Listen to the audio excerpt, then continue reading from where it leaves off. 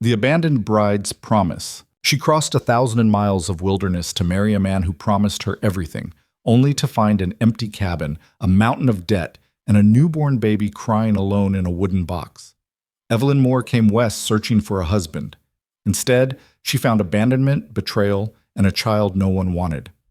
When a wealthy woman arrives with legal papers to take the boy away, Evelyn must fight for a family she never expected, against an enemy she cannot defeat. This is a story of love forged in fire, and the courage it takes to choose someone else's child as your own. If you're watching, drop a comment with your city so I can see how far this story travels. Now, let's begin.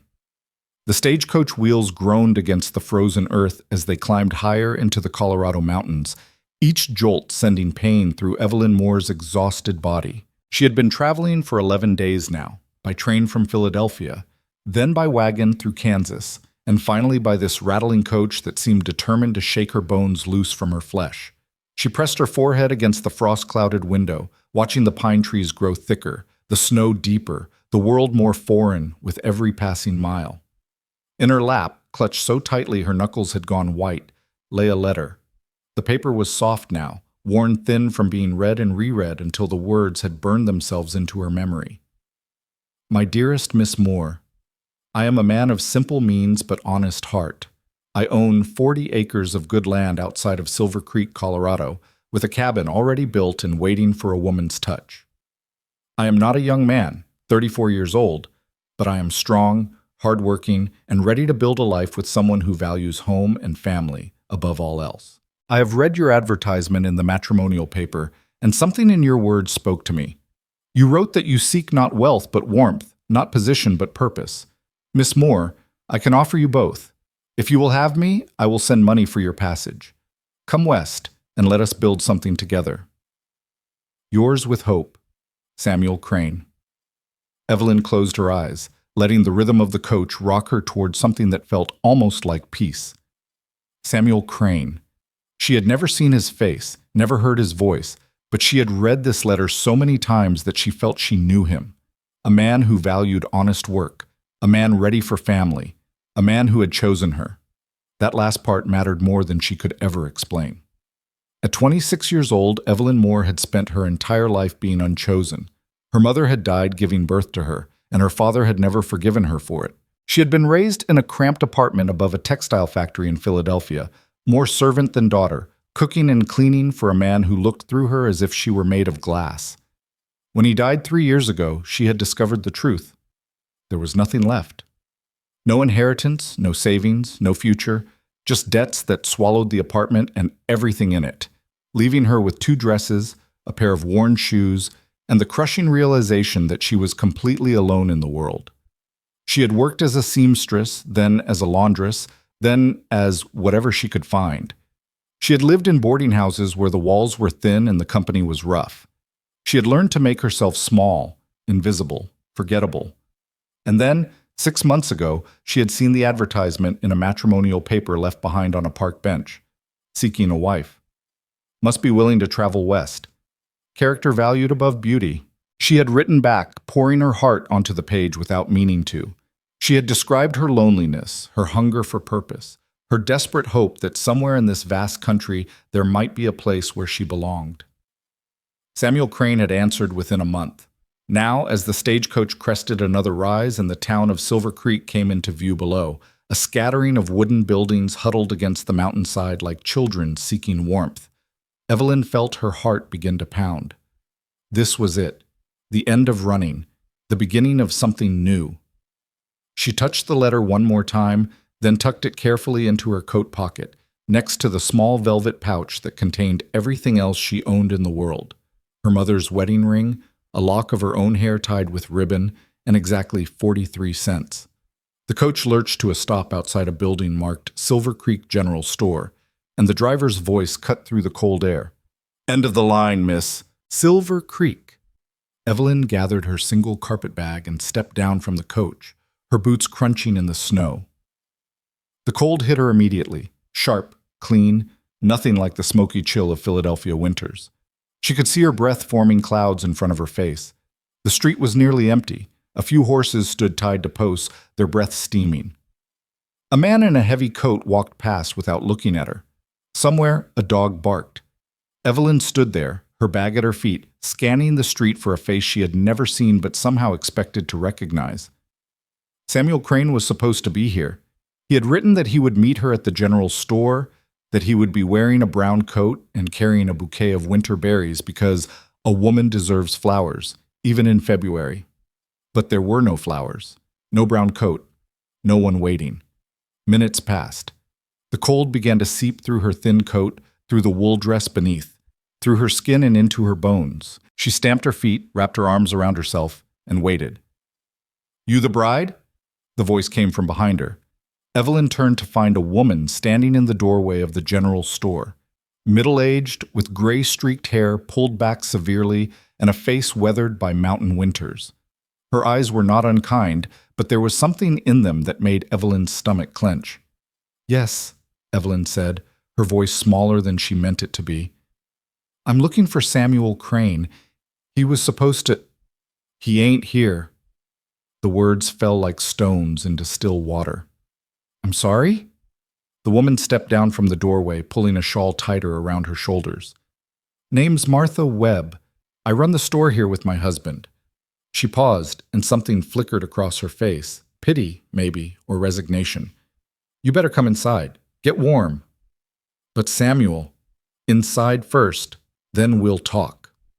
Evelyn picked up her bag with numb fingers and followed Martha into the general store. The interior was warm, heated by a cast-iron stove in the corner, and smelled of coffee and tobacco and dried goods. Shelves lined the walls, packed with everything from flour to fabric to farming tools.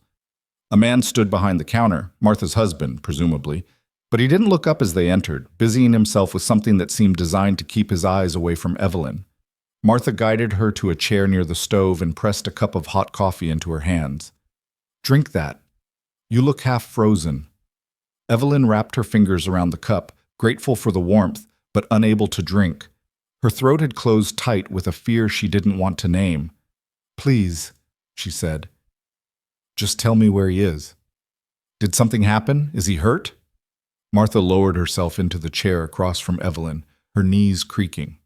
For a long moment she said nothing, just studied Evelyn's face with those weathered eyes.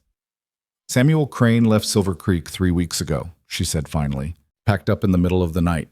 Didn't tell no one where he was going." The words didn't make sense. Evelyn heard them, but they seemed to bounce off her mind like rain off oilcloth. "Left? But he sent for me. He paid for my passage.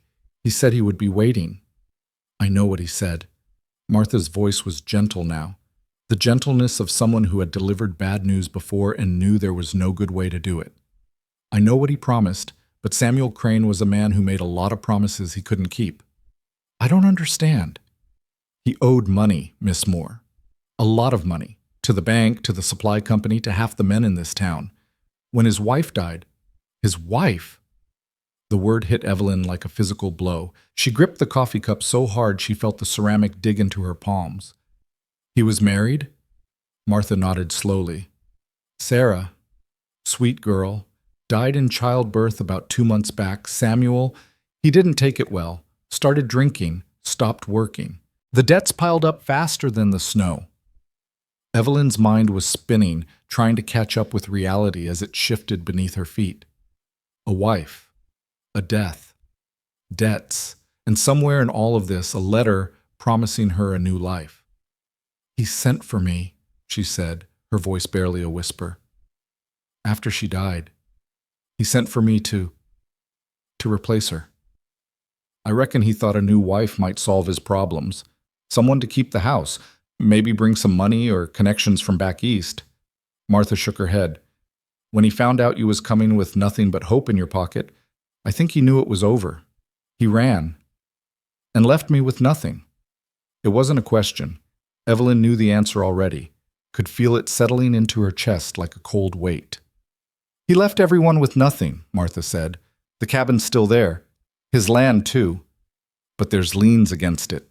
Bank'll probably take it come spring." Evelyn sat very still.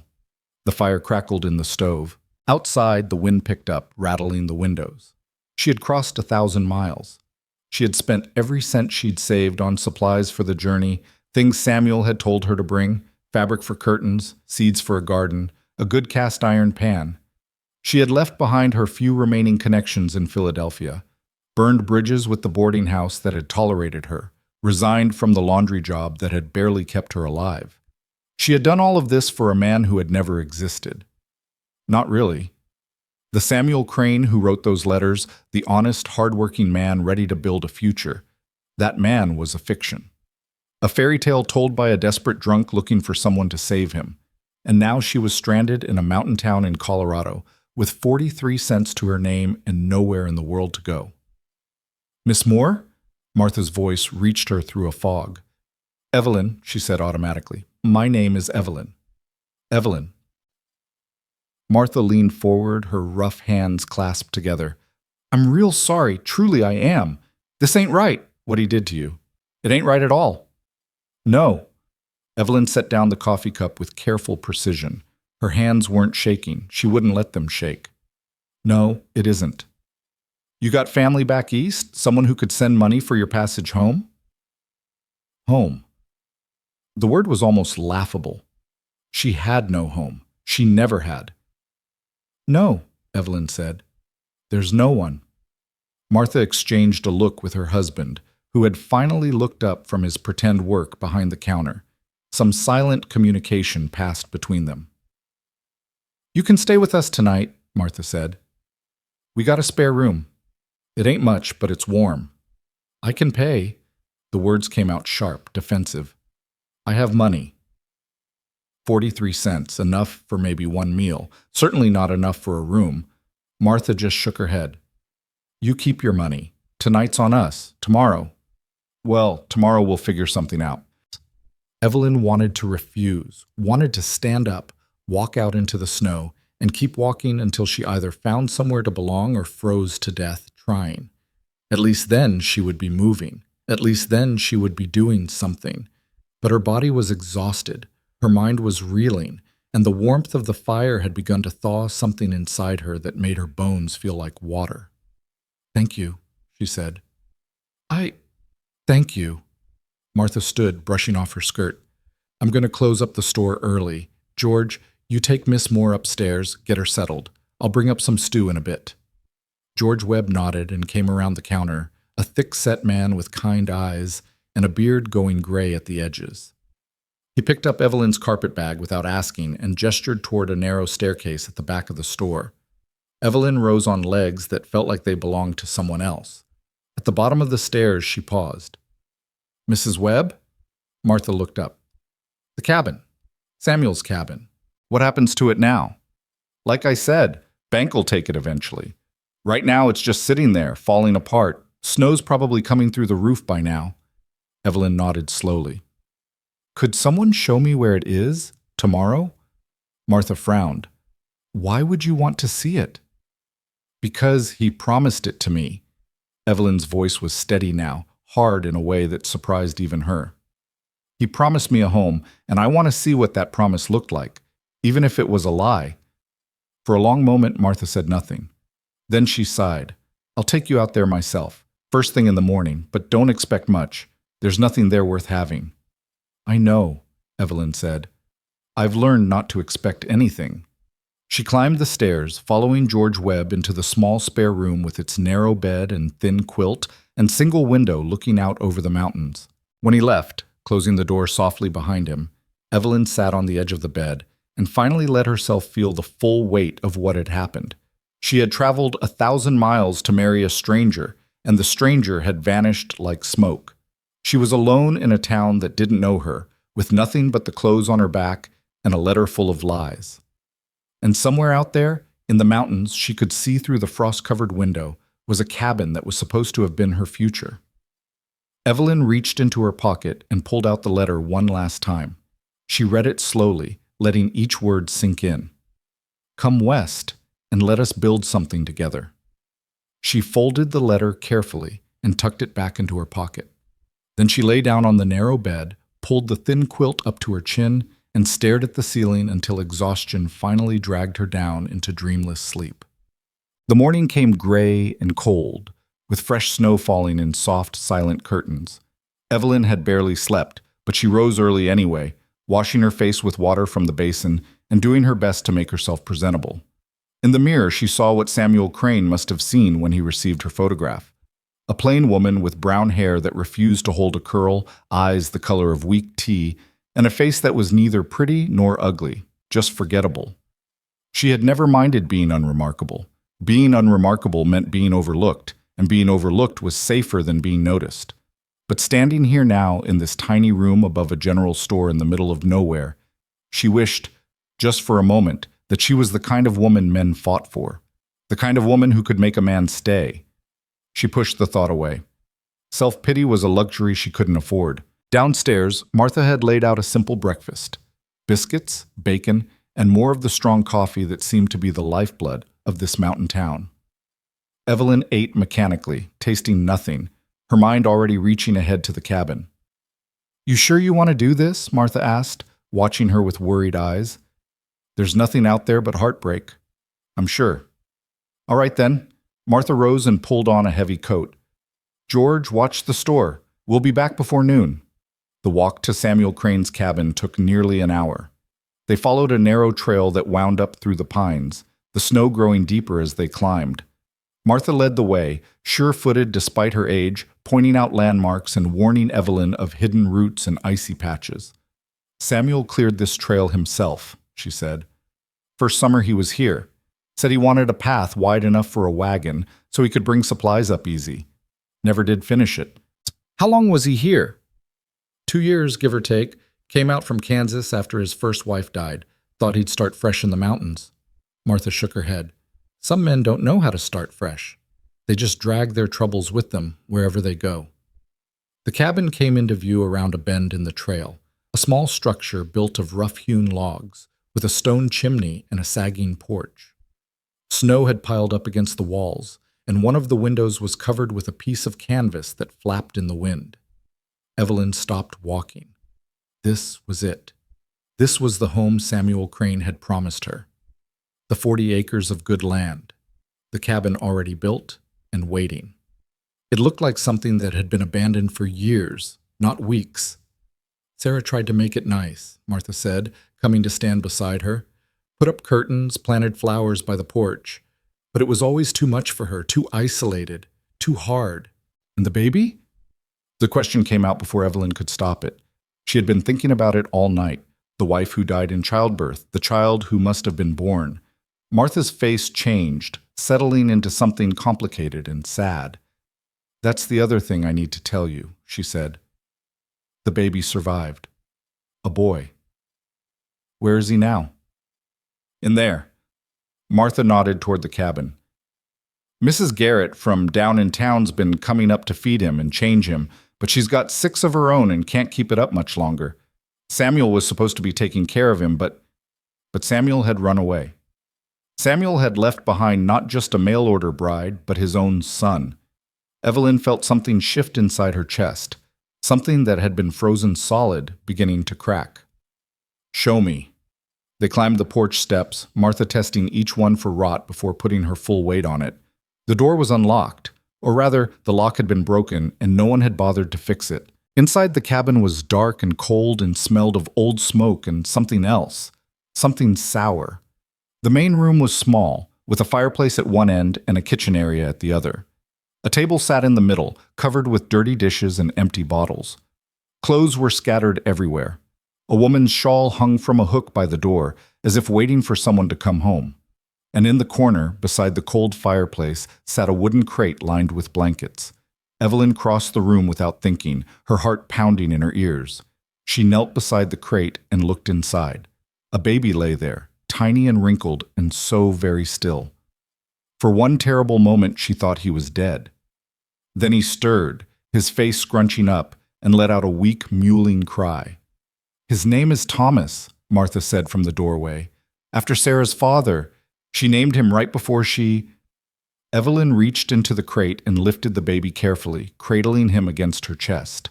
He was so light, lighter than she had expected, lighter than any living thing should be. His eyes were closed, but his mouth was working, searching for something. "He's hungry," Evelyn said.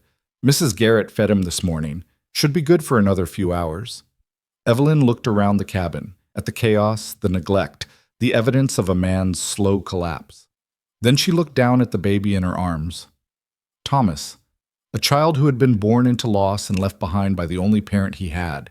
She knew that feeling. She knew it in her bones. "What happens to him now?" she asked. Martha sighed. "There's been some talk of sending him to an orphanage down in Denver, or maybe finding a family willing to take him in. But folks here got their own troubles. Not many can afford another mouth to feed." An orphanage. The word tasted bitter in Evelyn's mouth. She had seen the orphanages in Philadelphia, cold, crowded places where children were treated as burdens to be managed rather than souls to be loved. "I know it ain't ideal," Martha said, "but there ain't many options, unless what?" Martha hesitated. "Unless someone was willing to stay. Take care of him. The bank won't move on the cabin until spring, and there's talk that Samuel's debts might be forgiven if someone was willing to work the land, make something of it. It ain't legal exactly, more like a gentleman's agreement, but it might buy some time."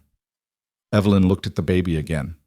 He had stopped crying, had settled against her chest with a sigh that seemed too heavy for something so small. She thought about the letter in her pocket, the promise of a home, a purpose, a life. She had come west to be a wife. She had failed at that before she even began. But maybe she hadn't come west for a husband at all. Maybe she had come west for something else entirely. "I'll stay," she said. Martha blinked. "What?" "I'll stay. I'll take care of him." Evelyn's voice was steady, certain in a way she hadn't felt in years. "I have nowhere else to go, and he has no one else to care for him. It makes sense." "Evelyn, this ain't a decision to make light. A baby's not like getting a dog or taking in a boarder. He'll need feeding every few hours, changing, watching. He'll need everything all the time." "I know. And the cabin needs work. A lot of work. The roof leaks, the fireplace needs cleaning, the well's probably frozen solid." "I know." Martha fell silent, studying Evelyn with those weathered eyes that seemed to see everything. "You're serious," she said finally. "I've never been more serious about anything in my life." For a long moment, neither of them spoke. The wind rattled the canvas over the broken window. The baby stirred in Evelyn's arms. Then Martha nodded slowly. "All right then. We'll need supplies. Milk for the baby, Mrs. Garrett's got a goat. She might be willing to sell some. Firewood, food, and you'll need to learn how to care for an infant real quick. I'm a fast learner. You'll have to be." Martha turned toward the door, then paused. "One more thing. Samuel's family, there's a sister back east, wealthy woman married to a railroad man. She might come looking for the boy eventually." A chill ran down Evelyn's spine that had nothing to do with the cold. "What do you mean, looking for him?" "I mean, he's her blood, her nephew. Folks with money sometimes think that gives them rights to things." Martha shook her head. "But that's a worry for another day. Right now, let's focus on getting you settled, one crisis at a time." She left, her boots crunching in the snow outside. Evelyn stood alone in the cabin, holding a baby who wasn't hers, surrounded by the wreckage of a stranger's broken life. She should have been terrified. She should have been overwhelmed, desperate, lost. Instead, she felt something she hadn't felt in years. She felt needed. "It's all right," she whispered to the baby, to Thomas. "I've got you now. I've got you." Thomas opened his eyes for the first time since she'd picked him up. They were blue, the deep, unfocused blue of all newborns, but there was something in them that seemed to see her, really see her. "I know I'm not your mother," she said. "I know I'm nobody to you. But I'm going to take care of you anyway. I'm going to keep you safe and warm and fed, and I'm going to make sure you never feel like no one wants you. Because I know what that feels like, and I won't let it happen to you." The baby made a small sound, not a cry exactly. Something softer, almost like an answer. Evelyn held him closer and began to look around the cabin with new eyes. Not as a monument to broken promises, but as a project, a challenge, a chance. The fireplace needed cleaning. She would do that first, get the cabin warm. Then the window. She'd need to find something more permanent than canvas. The dishes could wait, but the floor needed sweeping, and somewhere in this chaos there had to be baby supplies, diapers, blankets, something, One thing at a time, one problem at a time. That was how you survived. Evelyn Moore had survived 26 years of being unwanted, overlooked, and alone. She could survive this too. And maybe, just maybe, she could do more than survive. Maybe she could build something. Well, the days that followed blurred together into a rhythm of exhaustion and determination. Evelyn threw herself into the work of making the cabin livable, rising before dawn and collapsing after dark, her body aching with a fatigue she had never known. She learned to build fires that would last through the night, banking the coals just so. She patched the window with oilcloth and stuffed rags into every crack where the wind crept through. She cleared out the debris Samuel had left behind, the empty bottles, the scattered clothes, the plates crusted with old food, and scrubbed the cabin until her hands were raw. And through it all, there was Thomas. The baby was a mystery she was constantly trying to solve. She learned his cries, the sharp, piercing wail that meant hunger, the fretful whimper that meant discomfort, the soft fussing that meant he simply wanted to be held. She learned to warm goat's milk to exactly the right temperature, to test it on her wrist the way Mrs. Garrett showed her. She learned to change his diapers quickly, efficiently, holding her breath against the smell that still made her gag. She learned that he slept best when she sang to him, even though her voice was nothing special. She learned that he liked to grab her finger and hold on tight, as if afraid she might disappear. She learned that his eyes followed her around the room, that tiny face tracking her every movement. She learned, slowly, what it meant to be needed. It was not easy. Nothing about it was easy. There were nights when Thomas wouldn't stop crying no matter what she did, and she walked the floor with him for hours, tears streaming down her own face. There were mornings when she woke up so tired she could barely stand, her body begging for rest she couldn't afford to take. There were moments of doubt so crushing she could hardly breathe, but there were other moments too. The first time Thomas smiled at her, a real smile, not just gas, she sat down in the middle of the floor and laughed until she cried. The first time she managed to get him to sleep for 4 hours straight, she felt like she had conquered a mountain. The first time someone in town called her Thomas's mother, she didn't correct them. Martha Webb became her lifeline. The older woman stopped by every few days, bringing supplies, checking on the baby, offering advice that ranged from practical to philosophical. "You're doing good," she said one afternoon, watching Evelyn rock Thomas by the fire. "Better than I expected, truth be told." "I don't know what I'm doing," Evelyn admitted. "I'm just making it up as I go." "That's all any of us do," Martha said. "You think I knew what I was doing when I had my first? Nearly drowned the poor thing the first time I gave her a bath." She chuckled at the memory. "Babies are tougher than they look, and so are you." Evelyn wasn't sure she believed that, but she appreciated hearing it. As the weeks passed, she began to feel something changing, not just in the cabin, not just in Thomas, but in herself. The brittle defensive shell she had built around her heart was starting to crack. The part of her that had learned long ago not to hope, not to want, not to need, that part was slowly, painfully coming back to life. She found herself talking to Thomas constantly, narrating her day as if he could understand.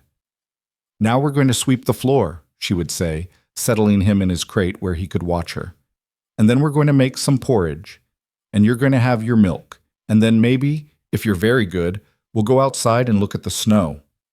Thomas would gurgle and wave his tiny fists, and Evelyn would smile. She was smiling more, she realized, not because life was easy, but because it had meaning now. Every fire she built, every meal she prepared, every diaper she changed, it all added up to something. Someone needed her. Someone depended on her. Someone was counting on her to keep going. It was the first time in her life she had ever felt essential. One evening, about 6 weeks after her arrival in Silver Creek, Evelyn sat by the fire with Thomas asleep in her arms. Outside, the snow was falling again, soft and silent. Inside, the cabin was warm for the first time since she'd arrived. She looked around at what she had built: the clean floor, the mended window, the shelves she'd organized, the curtains she'd made from an old sheet. It wasn't much, nothing like the homes she had seen in Philadelphia, with their fine furniture and delicate wallpaper. But it was hers. No, it was theirs. "I don't know what's going to happen," she whispered to Thomas's sleeping form. "I don't know if the bank will let us stay." I don't know if Samuel's family will come looking. I don't know if I'm doing any of this right." She paused, stroking his soft hair. "But I know one thing. Whatever happens, I'm not giving up on you. I'm not walking away. I'm not leaving you behind." She thought of her father, the way he had looked through her, the way he had made her feel invisible.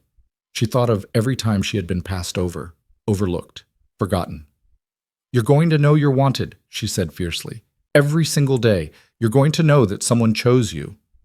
Thomas stirred in his sleep, his little hand finding her finger and holding on. Evelyn held him tighter and watched the fire burn down to embers. Outside, the wind picked up, howling through the pines. Somewhere in the darkness, a branch cracked and fell. But inside the cabin, everything was still. And for the first time in longer than she could remember, Evelyn Moore felt like she was exactly where she was supposed to be. She didn't know that the peace wouldn't last. She didn't know that even now, a letter was making its way across the country. A letter from a woman with money and power and very definite ideas about where her nephew belonged. She didn't know that the hardest battle was still to come. But that night, in the warmth of the cabin, she was slowly making into a home, with a child who was slowly becoming her own. That night, Evelyn Moore allowed herself to believe that maybe, just maybe, she had finally found what she had been searching for all along. Not a husband, not a savior, but a purpose, a reason to keep going, a love she never expected, wrapped in a blanket, sleeping peacefully in her arms. The letter arrived on a Tuesday morning, carried up the mountain by a boy from town who looked half frozen and entirely resentful of the errand. Evelyn was outside when he came, breaking ice from the water barrel with a hammer she had found in Samuel's abandoned tool shed, Thomas bundled against her chest in a sling she had fashioned from an old blanket. "Miss Moore?" the boy called out, his breath forming white clouds in the bitter air. Evelyn straightened, pushing a strand of hair from her face. "That's me." He thrust an envelope toward her like it burned his fingers. "From back east. Postmaster said it looked important." She took the letter with numb fingers, noting the expensive paper, the precise handwriting, the return address in Boston that meant nothing to her. The boy was already retreating down the trail before she could think to offer him something warm to drink. Evelyn stood in the snow for a long moment, staring at the envelope. Something about it felt wrong, heavy with a significance she couldn't name. Thomas stirred against her chest, making the soft snuffling sound that meant he would be hungry soon. "Let's go inside," she murmured to him. "Get warm first. Then we'll see what this is about." The cabin had transformed over the past 2 months. What had once been a monument to Samuel Crane's collapse was now something approaching a home. Evelyn had scrubbed every surface, patched every hole, organized every corner. She had traded labor for supplies, mending clothes for the women in town, helping Martha at the general store, and slowly accumulated the things she needed. A proper cradle for Thomas, built by the blacksmith in exchange for a month of laundering his shirts. A rocking chair given to her by a widow who no longer needed it. Curtains made from fabric remnants, a rag rug braided from old clothes, a collection of candles that made the evenings feel less lonely. It wasn't much, but it was theirs. Evelyn settled Thomas in his cradle, tucking a blanket around him, then sat at the table with the letter. Her heart was beating faster than it should have been. She had no family to write to her, no friends who knew where she was. The only person who had ever sent her letters was Samuel Crane, and he was gone. She broke the seal and unfolded the paper. The handwriting was elegant, each letter perfectly formed in dark ink. Evelyn read the words once, then again, her blood turning to ice. "Dear Miss Moore, I am writing to inquire about my nephew, Thomas Samuel Crane, son of my late brother Samuel Crane and his wife Sarah. I have recently learned of my brother's disappearance and his wife's unfortunate passing, and I am deeply concerned about the welfare of the child. I understand from correspondence with the Silver Creek postmaster that you have been caring for Thomas in my brother's absence. While I am grateful for your Christian charity in this matter, I must inform you that I intend to travel to Colorado at the earliest opportunity to assess the situation and make arrangements for Thomas's proper care. As his only living blood relative, I have both the legal right and the moral obligation to ensure that my nephew is raised in circumstances befitting his station. I am certain you will agree that a child of the Crane family deserves more than a life of poverty in a mountain cabin. I expect to arrive in Silver Creek within the month, Please ensure that Thomas is well cared for until that time. Sincerely, Mrs. Catherine Hale. Evelyn read the letter a third time, as if the words might change, might rearrange themselves into something less threatening, but they remained the same, polite on the surface, sharp as a blade beneath. His only living blood relative. The legal right. Circumstances befitting his station. She looked at Thomas, who had fallen asleep in his cradle, one tiny fist pressed against his cheek. In the firelight, his face was peaceful, trusting. He had no idea that somewhere in Boston, a woman he had never met was making plans to take him away. "No," Evelyn whispered. The word came out fierce, surprising her with its intensity. "No, you can't have him." But even as she said it, she knew the truth.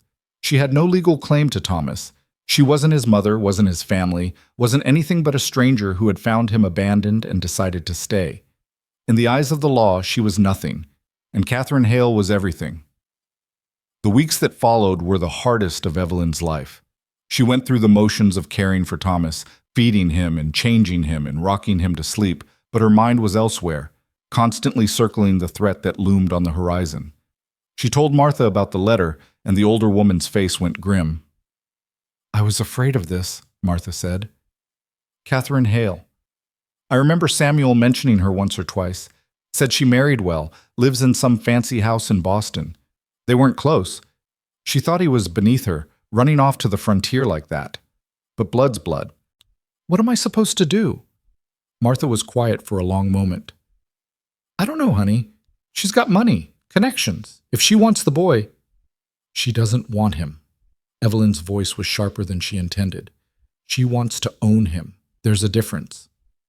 "Maybe, but the law doesn't always see it that way."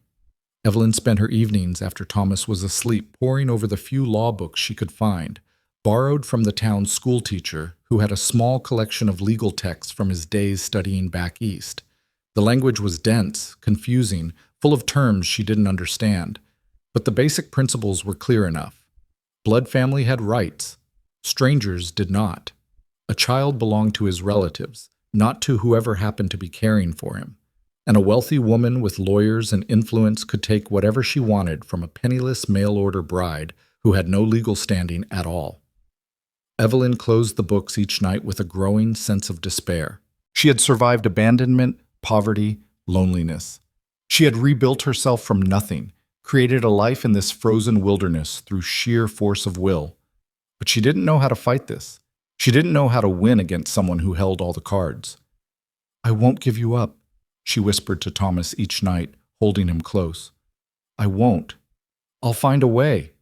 But the days kept passing, and she couldn't find one. Catherine Hale arrived in Silver Creek on a cold morning in late March when the snow was just beginning to melt, and the first hints of spring were showing in the muddy streets. She came in a private coach drawn by 4 black horses, accompanied by a driver, a maid, and enough luggage to outfit a small army. Evelyn knew the moment she arrived. The whole town knew. A coach like that hadn't been seen in Silver Creek in living memory. She was feeding Thomas when she heard the knock at the cabin door, firm, confident, the knock of someone who expected to be obeyed. She considered not answering, considered pretending she wasn't home. But what would be the point? Catherine Hale had crossed half a continent to get here. She wasn't going to be deterred by a closed door. Evelyn settled Thomas in his cradle, smoothed her worn dress, and went to face her enemy. Catherine Hale was not what she had expected. In Evelyn's imagination, Samuel's sister had been old, severe, dressed in black like a crow. The woman standing on her porch was perhaps 40, with sharp features and dark hair streaked with gray, wearing a traveling dress of deep blue that probably cost more than everything Evelyn owned combined. Her eyes were the same shade as Samuel's had been in his photograph, pale and penetrating, but where Samuel's gaze had been weak, unfocused, Catherine's was razor sharp. "Miss Moore, I presume," Catherine said. It wasn't a question. "Mrs. Hale." Evelyn was proud of how steady her voice sounded. "Won't you come in?" Catherine's gaze swept over the cabin, taking in the patched roof, the hand-sewn curtains, the general air of poverty that no amount of scrubbing could fully disguise. Something flickered across her face. Distaste, perhaps, or pity. Both felt like insults. "Thank you," she said, and stepped inside. The cabin felt smaller with Catherine in it, as if her presence took up more space than her physical form. She stood in the center of the room, looking around with that assessing gaze, cataloging every detail. "So this is where my brother lived?" she said. I had hoped his letters were exaggerating. "It's modest," Evelyn said carefully. "But it's warm and dry, and Thomas is well cared for." "Thomas?" Catherine's attention shifted to the cradle by the fire. She crossed the room in 3 quick strides and looked down at the sleeping baby, her face unreadable. "He has Samuel's chin, and Sarah's coloring, I think." "You knew her? Sarah?" "We corresponded. She wrote to tell me she was expecting." Catherine's voice was cool, controlled. "I sent money for the doctor. Much good it did." She reached down as if to touch Thomas's face, then stopped, her hand hovering in the air. Evelyn watched, her heart pounding, ready to snatch the baby away if necessary. But Catherine just withdrew her hand and turned to face Evelyn. "He's thin," she said. "Is he eating well?" "Goat's milk. He took to it better than cow's milk, and he's started taking a little bit of soft food now, mashed vegetables, porridge." "You seem to know what you're doing." "I've learned." Catherine nodded slowly, still studying Evelyn with those sharp eyes. "You're not what I expected, Miss Moore." "What did you expect?" "Truthfully? Some desperate creature looking to profit from my brother's misfortune. A gold digger, perhaps, or a fortune hunter." Evelyn felt a flash of anger but kept her voice level. "I'm neither. I came here to marry your brother. He ran away." "I stayed because Thomas needed someone." "So you claim." "So it is." They stood facing each other across the small cabin, 2 women, both determined, neither willing to yield. The fire crackled in the silence. "I've come to take him home," Catherine said finally. "To Boston, where he belongs. This is his home. This is a cabin in the wilderness. His home is with his family. His family abandoned him." The words came out sharp, cutting. "His father left him in a wooden box to starve. I found him alone, hungry, lying in his own filth. Where was his family then?" Catherine's face tightened. "I didn't know." "Of course you didn't know. You were in Boston, in your fancy house with your railroad husband. You didn't know because you didn't care enough to find out." The words hung in the air between them, brutal and honest. Catherine's eyes flashed with something, anger, maybe, or shame, but she didn't look away. "I'm here now," she said quietly. "Now that it's convenient. Now that there's a child to claim, a Crane heir to raise in circumstances befitting his station." Evelyn's voice was bitter. "I read your letter, Mrs. Hale. I know why you're here. You don't want Thomas. You want a legacy." "You don't know what I want." "Then tell me. Look me in the eye and tell me you love that child. Tell me you've been lying awake at night worrying about him. Tell me his face is the first thing you think of in the morning and the last thing you think of before you sleep." Catherine said nothing. Her jaw was tight, her hands clenched at her sides. "That's what I thought," Evelyn said. For a long moment, neither of them spoke. Thomas stirred in his cradle, making a small sound that might have been the beginning of a cry. Evelyn moved automatically, lifting him, cradling him against her shoulder, her body knowing what to do before her mind could think. Catherine watched. Her expression was strange now, softer than it had been before. "You love him," she said. "More than anything." "How? He's not yours. You have no claim to him." Evelyn looked down at Thomas, at his tiny face, his perfect fingers wrapped around a strand of her hair.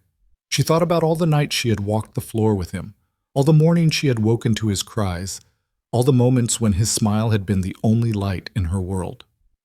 "Love isn't about claims," she said. "It's about choice. I chose him. I choose him every day." Catherine was quiet for a long time. When she spoke again, her voice was different, less certain, more human. "I didn't come here to be cruel," she said.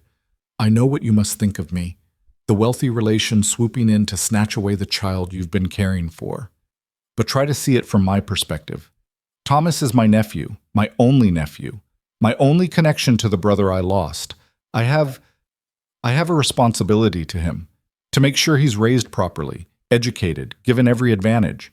And you think he can't have those things here? Can he?" Catherine gestured at the cabin. You're living on borrowed time, Miss Moore. This land isn't yours. The debts aren't paid. Come spring, you'll have nothing. I'll figure something out. With what? With the 40 cents in your pocket? With the goodwill of strangers? Catherine shook her head. I'm offering him a future, a real future. Tutors, the best schools, connections that will open doors for the rest of his life. Can you offer him that?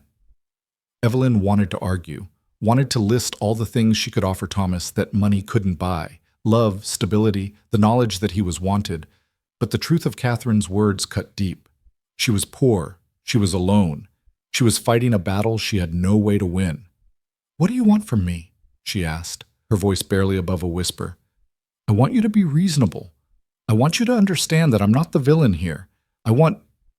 Catherine hesitated, something vulnerable flickering across her face. I want to do the right thing. For Thomas. For everyone. And the right thing is taking him away from the only home he's ever known? The right thing is giving him the best possible life. He has a good life here. He's fed, he's warm, he's loved. For how long? Catherine pressed. What happens when you run out of money? When you can't buy milk, can't afford firewood? What happens when the bank takes this cabin and you're out on the street with a baby you can't care for? Evelyn had no answer. The questions she had asked herself 100 times in the dark hours of the night were being spoken aloud now, and they were just as terrifying in the daylight. Let me take him, Catherine said, her voice gentler now. Let me give him the life he deserves. You can visit, if you like. I won't cut you off from him entirely, but you have to see that this is best. The word hit Evelyn like a slap, best. As if best could be measured in dollars and social standing, as if a child's happiness could be calculated like a business transaction. Get out, she said. Catherine blinked. I'm sorry? Get out of my house. Take your money and your pity and your legal rights and get out. Miss Moore, I said get out. Evelyn's voice rose, sharp with desperation and fury. Thomas began to cry, startled by the sound, and she clutched him tighter, turning away from Catherine. You can't have him. I don't care what the law says. I don't care what you can offer. He's mine, and I won't let you take him. Catherine stood frozen for a moment, her face pale. Then she drew herself up, and when she spoke, her voice was cold again, the vulnerability gone. This isn't over, Miss Moore. I have legal standing. I have resources. I will be consulting with lawyers in Denver, and when I return, I will have the proper documentation to take custody of my nephew. Then I'll fight you. With what? The question echoed in the small cabin, cruel in its simplicity. With what indeed? With nothing. With hope and love and desperate determination, weapons that meant nothing against the machinery of law and money. But Evelyn lifted her chin and met Catherine's gaze. With everything I have. Catherine held her stare for a long moment. Something passed between them, acknowledgement, perhaps, or grudging respect. Then she turned and walked out of the cabin, her expensive boots crunching in the muddy snow. Evelyn stood at the window, watching her climb into the coach, watching the driver urge the horses forward, watching the carriage disappear around the bend in the trail. Only when it was completely out of sight did she allow herself to sink into the rocking chair, Thomas still crying against her shoulder. Shh, she murmured, rocking him gently. Shh, sweetheart, it's all right. It's going to be all right. But even as she said the words, she didn't believe them. The days after Catherine's departure were the loneliest of Evelyn's life. Word had spread through Silver Creek about the wealthy woman from Boston, about her intentions to take Thomas away. People were kind. They had always been kind. But there was a new distance in their eyes, a hesitation. They looked at Evelyn the way you might look at someone drowning, wanting to help but knowing you couldn't. Martha was the exception. She came by more often now, bringing food, offering to watch Thomas while Evelyn tried to rest. Her presence was a comfort, even if neither of them could figure out what to do. There's got to be something, Martha said one evening, watching Evelyn pace the cabin floor. Some way to prove you're fit to keep him. Character witnesses, maybe. People who can say you're a good mother. I'm not his mother. That's the whole problem. You're more his mother than anyone else. Anyone can see that. The law doesn't care what anyone can see. The law cares about blood and money. Martha sighed. The law's a fool, then. The law's a fool, Evelyn agreed, but it's still the law. She had written letters to lawyers in Denver, to the territorial government, to anyone she could think of who might help. The responses, when they came, were uniformly discouraging. Without blood relation, without legal adoption, which required the consent of surviving family, she had no standing. Catherine Hale, as Thomas's aunt, had every right to claim custody, every right in the world. Evelyn spent her nights by the fire, Thomas asleep in her arms, trying to imagine a future she could live with. Perhaps she could appeal to Catherine's humanity, beg her to let Evelyn stay in Thomas's life, even if she couldn't be his mother. Perhaps there was some compromise that would allow her to watch him grow, to know he was safe and loved.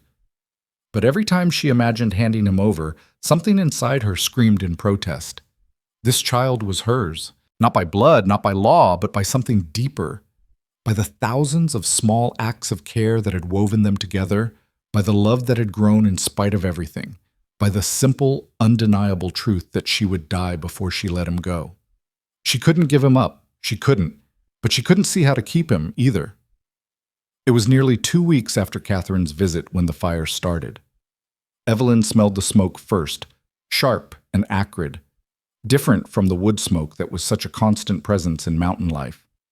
She went to the window and saw it, an orange glow in the darkness, down toward town, flames licking up into the night sky. The schoolhouse. The schoolhouse was on fire. Without thinking, she wrapped Thomas in his warmest blanket, strapped him into the carrying sling, and ran out into the night.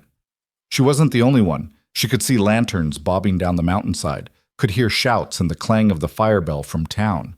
By the time she reached the schoolhouse, a crowd had gathered. The building was fully engulfed now, flames roaring through the wooden structure, smoke billowing black against the stars. Men were passing buckets of water in a chain, trying desperately to contain the blaze, but it was clear they were fighting a losing battle. Anyone inside? Evelyn grabbed the arm of a woman she recognized, one of the mothers from town. The teacher got out, but the woman's voice broke. The children, some of them were sleeping upstairs. They were having a sleepover, some kind of special thing. The words dissolved into the chaos of the night. Evelyn pushed through the crowd, Thomas pressed against her chest, trying to get closer, trying to see. That's when she saw Catherine Hale. The Boston woman was standing at the edge of the crowd, her face illuminated by the flames, wearing a nightgown under a hastily thrown-on coat. She must have been staying at the boarding house in town. She must have run out like everyone else when the fire started. Their eyes met across the chaos, and for a moment everything else fell away, the fire, the shouting, the fear. There was only the two of them, two women who had been at war, suddenly united by something larger than their conflict. A scream cut through the night, a child's scream, high and terrified, coming from the second floor of the schoolhouse. Someone was still inside. "We can't get to them," one of the men shouted. "The stairs are gone." Evelyn moved before she could think. She thrust Thomas into the arms of the woman beside her. "Hold him! Don't let go!" and ran toward the building, her eyes scanning the structure for any way inside. There was a ladder, she saw, propped against the side of the building, probably used for repairs. The fire hadn't reached that wall yet. If she could get up there, if she could get to the window. She was halfway up the ladder when she realized Catherine was climbing right behind her. "What are you doing?" Evelyn shouted over the roar of the flames. "Same thing you are," Catherine shouted back. "Keep moving!" The heat was intense, pressing against Evelyn's skin like a physical force. The smoke burned her eyes, her lungs.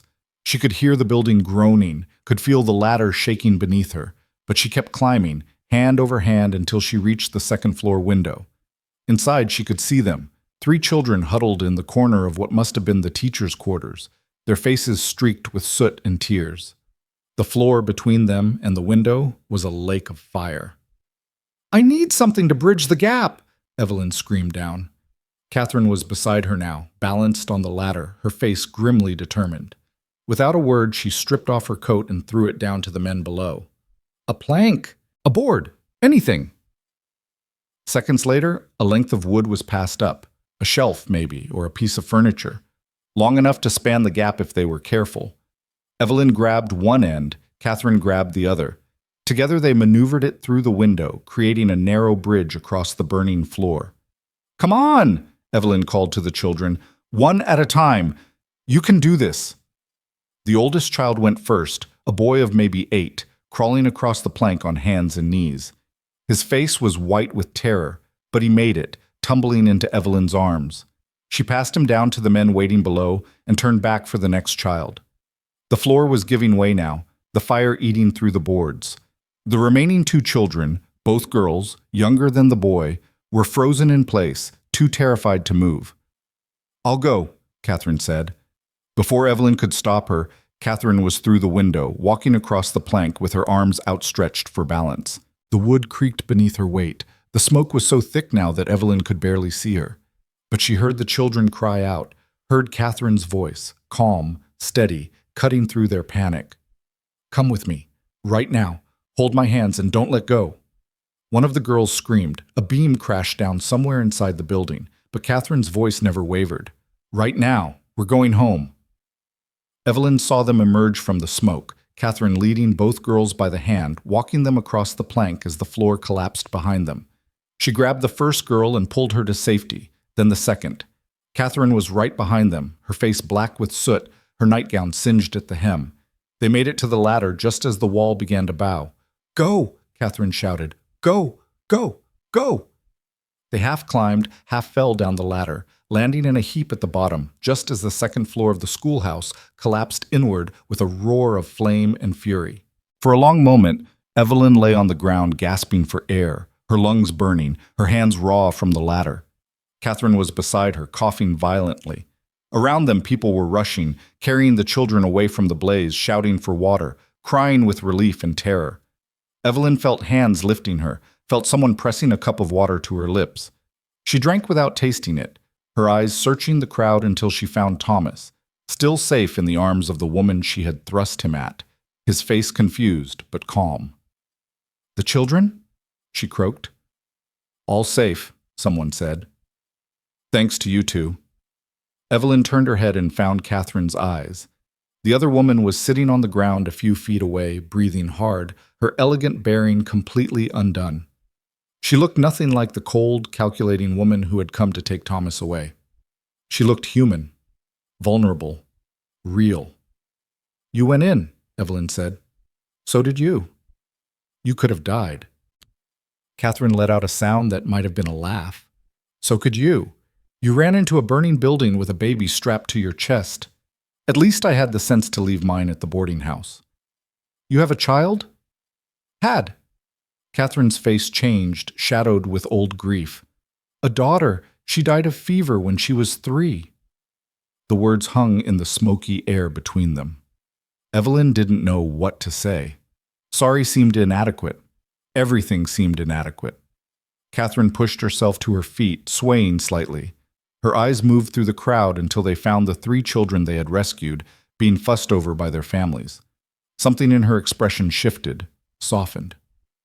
"I used to think," she said quietly, "that being a mother was about blood, about biology, about the children you brought into the world."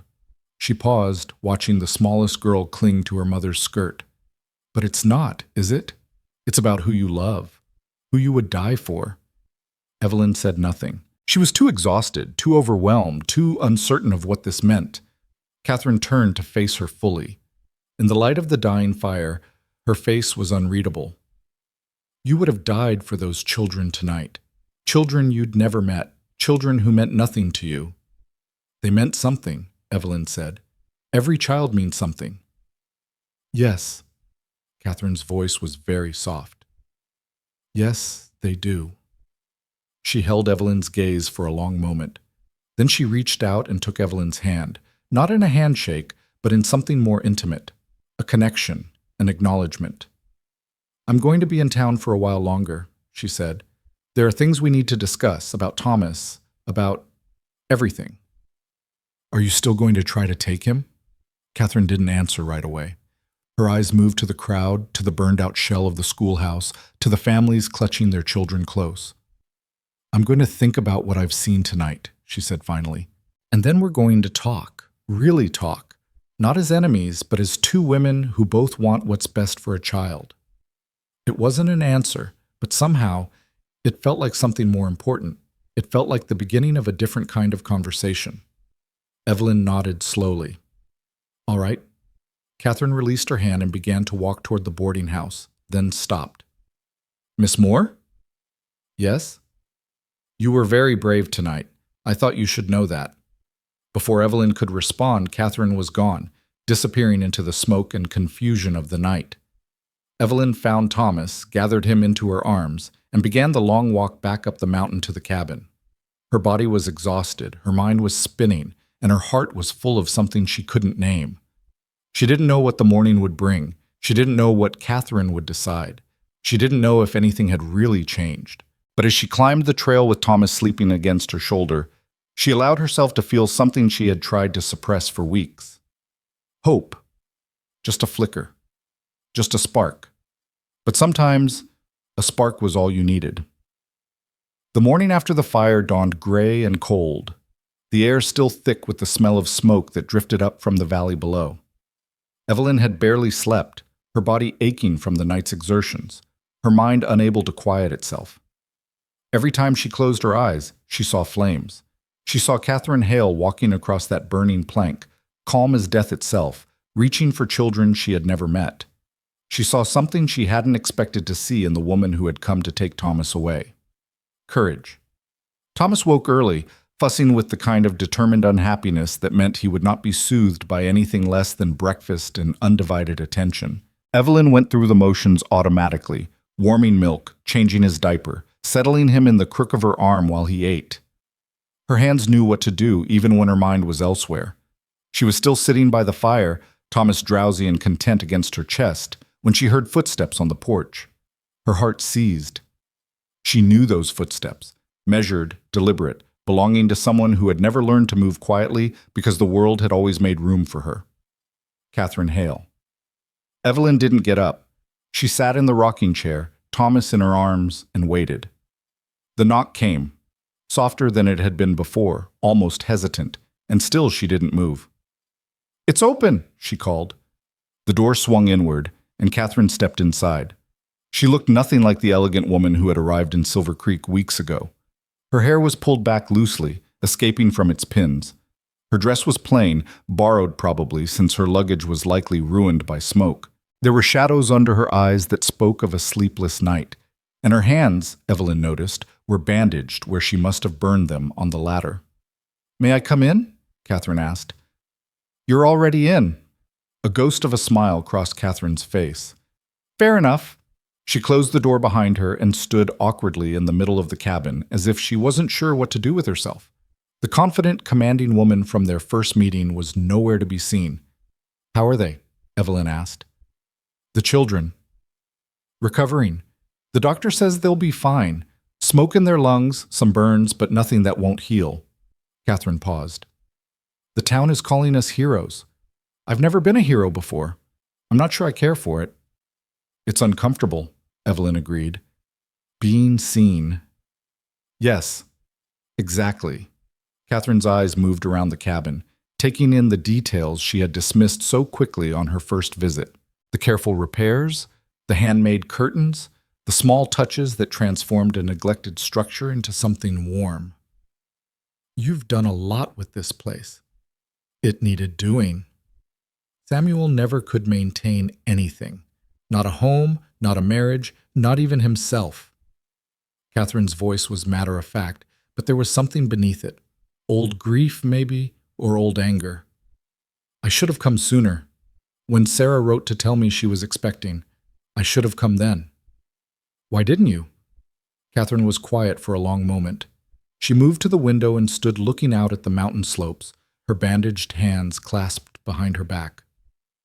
"Pride," she said finally. "Stubbornness. Samuel and we didn't part on good terms. He thought I was a snob who had forgotten where we came from. I thought he was a fool who was determined to throw his life away. We were both right, I suppose." She turned to face Evelyn. "I told myself I didn't care what happened to him. I told myself that if he wanted to live like a hermit in the mountains, that was his choice. But the truth is, I was hurt. And I let my hurt become an excuse to abandon my brother." Evelyn didn't know what to say. This confession, so raw and unexpected, had thrown her off balance. I'm not telling you this to gain sympathy, Catherine continued. I'm telling you because you deserve to understand who I am. Not the woman in the letter, not the wealthy relative come to claim what's hers. The real person. She took a breath. The person who failed her brother and is now trying, badly, probably, to make it right. By taking Thomas away from me. That was the plan. Catherine met her eyes steadily. It was a simple plan. Come to Colorado, assess the situation, bring my nephew home to Boston where he could be raised properly. I had it all worked out in my head, and then what? And then I met you. The words hung in the air between them. Thomas stirred in Evelyn's arms, making a small sound, and she adjusted her hold automatically, never taking her eyes off Catherine. I expected to find someone desperate, Catherine said. Someone clinging to a child who wasn't hers because she had nothing else. Someone I could pay off or intimidate or simply overpower. That's what I expected. That's what I prepared for. And instead? Instead, I found a woman who ran into a burning building to save children she'd never met. A woman who has built a home out of nothing through sheer force of will. A woman who loves my nephew so fiercely that she was willing to fight me. Me, with all my money and lawyers and legal rights, with nothing but her bare hands. Catherine crossed the room and knelt beside the rocking chair, bringing herself to Evelyn's level. Her eyes were bright with something that might have been tears. I have been awake all night, she said, thinking about what I saw. Not just in the fire, but in this cabin, the way Thomas looks at you, the way you hold him, the way you speak to him, as if he's the most precious thing in the world. She reached out, her bandaged hand hovering over Thomas's sleeping form. That's love. Real love. The kind that can't be bought or manufactured or faked. What are you saying? Catherine's hand dropped. She sat back on her heels, looking suddenly exhausted. I'm saying I was wrong. About you. About what's best for Thomas. About everything. She let out a long breath. I'm saying I came here to take him away, and now I don't know if I can. Evelyn's heart was pounding so hard she could feel it in her throat. She wanted to believe what she was hearing, wanted to let herself hope, but she had been disappointed too many times to trust easily. Why? She asked. Why the change of heart? Because I finally saw something I should have seen from the beginning. Catherine's voice was steady now, firm with conviction. Being a mother isn't about blood. It's not about money or position or legal documents. It's about showing up every single day for a child who needs you. It's about sacrifice, about putting someone else's needs before your own wants. She gestured at the cabin, at the evidence of Evelyn's devotion scattered everywhere. You've done that. For months you've done that. You had every reason to walk away. No one would have blamed you, but you stayed. You fought. You loved him when no one else would. Her voice cracked slightly. My daughter, when Emily died, I thought I understood what it meant to be a mother. I thought I knew. But watching you, watching how you are with Thomas, I realize I still have so much to learn. Evelyn felt tears prickling at her eyes, but she refused to let them fall. Not yet. Not until she was sure. What does this mean? She asked. For Thomas. For us. Catherine rose to her feet, smoothing her borrowed dress. When she spoke, her voice was the voice of a woman who had made a decision and would not be moved from it. It means I'm not going to take him. He belongs here, with you. Anyone can see that. The relief that flooded through Evelyn was so intense it was almost painful. She clutched Thomas tighter, burying her face against his soft hair, letting herself breathe for what felt like the first time in weeks. Thank you, she whispered. Thank you. Don't thank me yet. There are still complications. Evelyn looked up, the fear rushing back. What kind of complications? Legal ones. Catherine began to pace, her movements restless. I told you before that I have legal standing as Thomas's aunt. That hasn't changed. But the opposite is also true. You have no legal standing at all. If I walk away, if I simply return to Boston and leave things as they are, Thomas will still be legally an orphan. Anyone could come along and claim him. The state could take him. Another relative we don't know about could emerge. So what do? We make it legal. Catherine stopped pacing and turned to face her. I have lawyers. Good ones. We can draw up adoption papers, make you Thomas's legal mother in the eyes of the law. With my support, my testimony that you're the best person to raise him, no judge in the territory would deny you. Adoption. Legal mother. The words swam in Evelyn's head, too big to comprehend. You would do that? She asked. After everything, after coming all this way to take him, you would help me keep him? I would. Catherine's voice was soft. I would, because it's the right thing to do. And because she hesitated, something vulnerable crossing her face. Because I hope you might let me be part of his life anyway. Not as his mother, that's your role, and you've earned it, but as his aunt. Someone who visits, who writes letters, who watches him grow from afar. Evelyn stared at her, this woman who had been her enemy and was now offering her everything she had wanted. Why does that matter to you? Catherine's composure cracked, just for a moment. Because he's all I have left of Samuel, of my family. Because when I looked at him yesterday, I saw my brother's chin in my mother's eyes, and I realized that I don't want to lose that. I don't want to be alone in the world, pretending that blood doesn't matter. She took a shaky breath. I know I have no right to ask. After how I've treated you, after the threats I made, but I'm asking anyway. Let me be part of his life, please. It was the please that did it. That single word, spoken by a woman who probably hadn't said please since she was a child. Evelyn rose from the rocking chair, Thomas still cradled against her. She crossed to where Catherine stood and looked at her, really looked at her, for the first time. I grew up without family, she said slowly. My mother died when I was born. My father never forgave me for it. I spent my whole life feeling like I didn't belong anywhere, to anyone.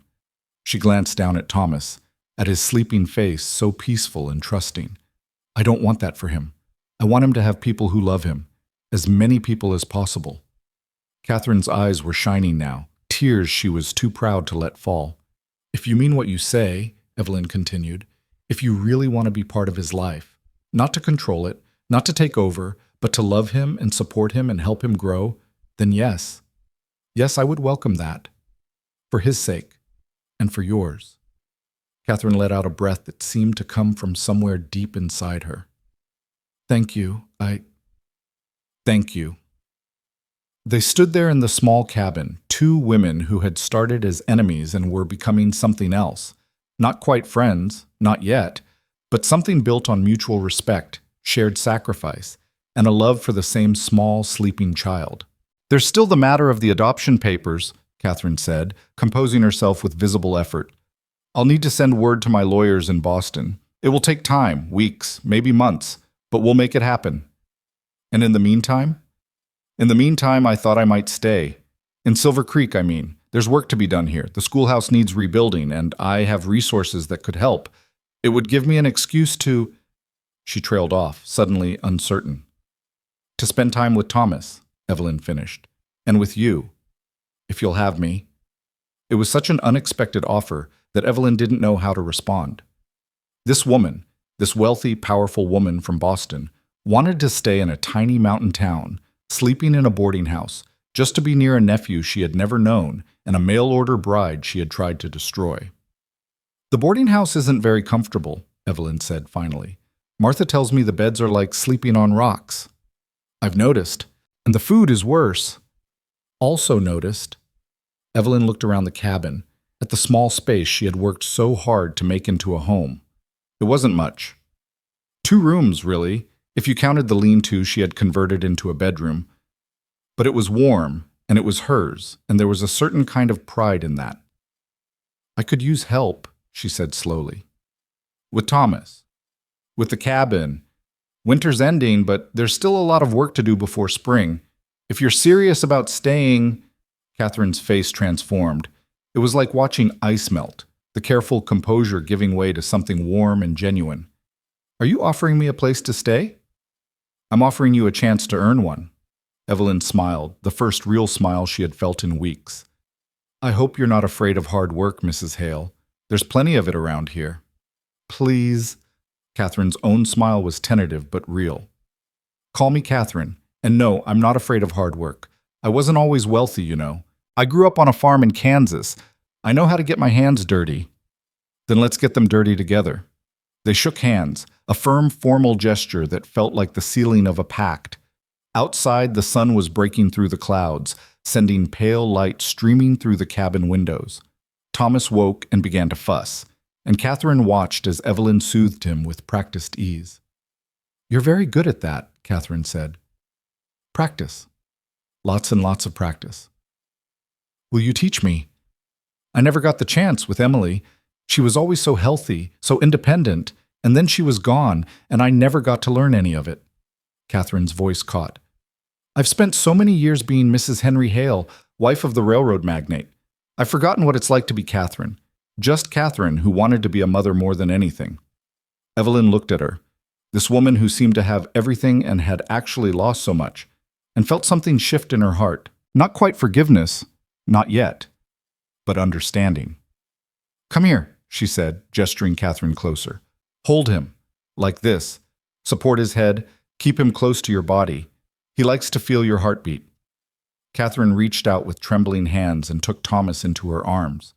The baby looked up at her with those unfocused blue eyes, making a small sound that might have been curiosity.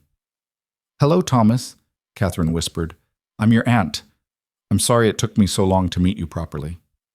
Thomas yawned, apparently unimpressed by this introduction, and settled against Catherine's chest with a contented sigh.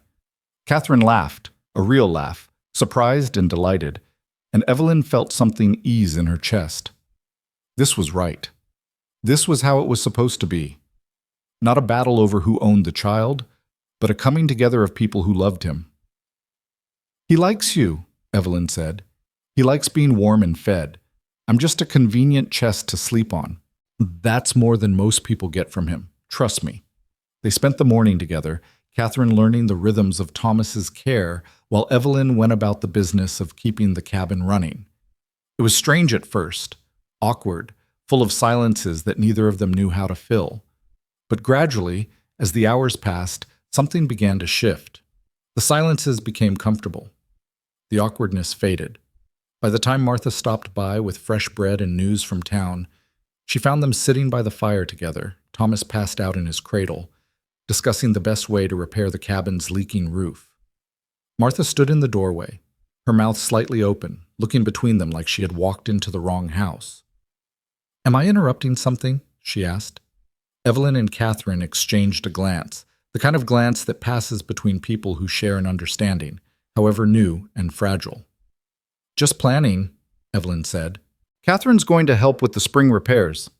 Catherine, as in Mrs. Hale, the woman who came to take Thomas away. "The same." Catherine rose, extending her hand. "We haven't been properly introduced. I'm Catherine, and I'm told I have a lot of making up to do." Martha looked at the offered hand, then at Evelyn, then back at Catherine. Slowly, suspiciously, she shook it. "Well," she said, "this is unexpected." "A lot of things are unexpected," Catherine replied. "I find that's usually when life gets interesting." It was a start. The weeks that followed were unlike anything Evelyn had experienced before. She had been alone for so long, had learned to rely only on herself, trust only herself, that having another person in her daily life felt strange and wonderful and terrifying all at once. Catherine moved into the cabin's small lean-to, insisting that she didn't need luxury, that she had slept on worse in her youth and would survive. She was true to her word about not being afraid of hard work, rising early, helping with chores, learning to do things her wealth had allowed her to avoid for years. She was not a natural at any of it. She burned bread, overcooked porridge, and once nearly set the cabin on fire trying to bank the coals for the night. She complained about the cold, the isolation, the lack of anything resembling culture or society. She missed her comfortable home in Boston, missed her servants and her social engagements and her easy life. But she stayed. Day after day, she stayed. And slowly, grudgingly, the people of Silver Creek began to accept her. It helped that she had run into a burning building to save their children. It helped more that she was spending her own money to rebuild the schoolhouse, hiring workers from town, and ordering materials from Denver.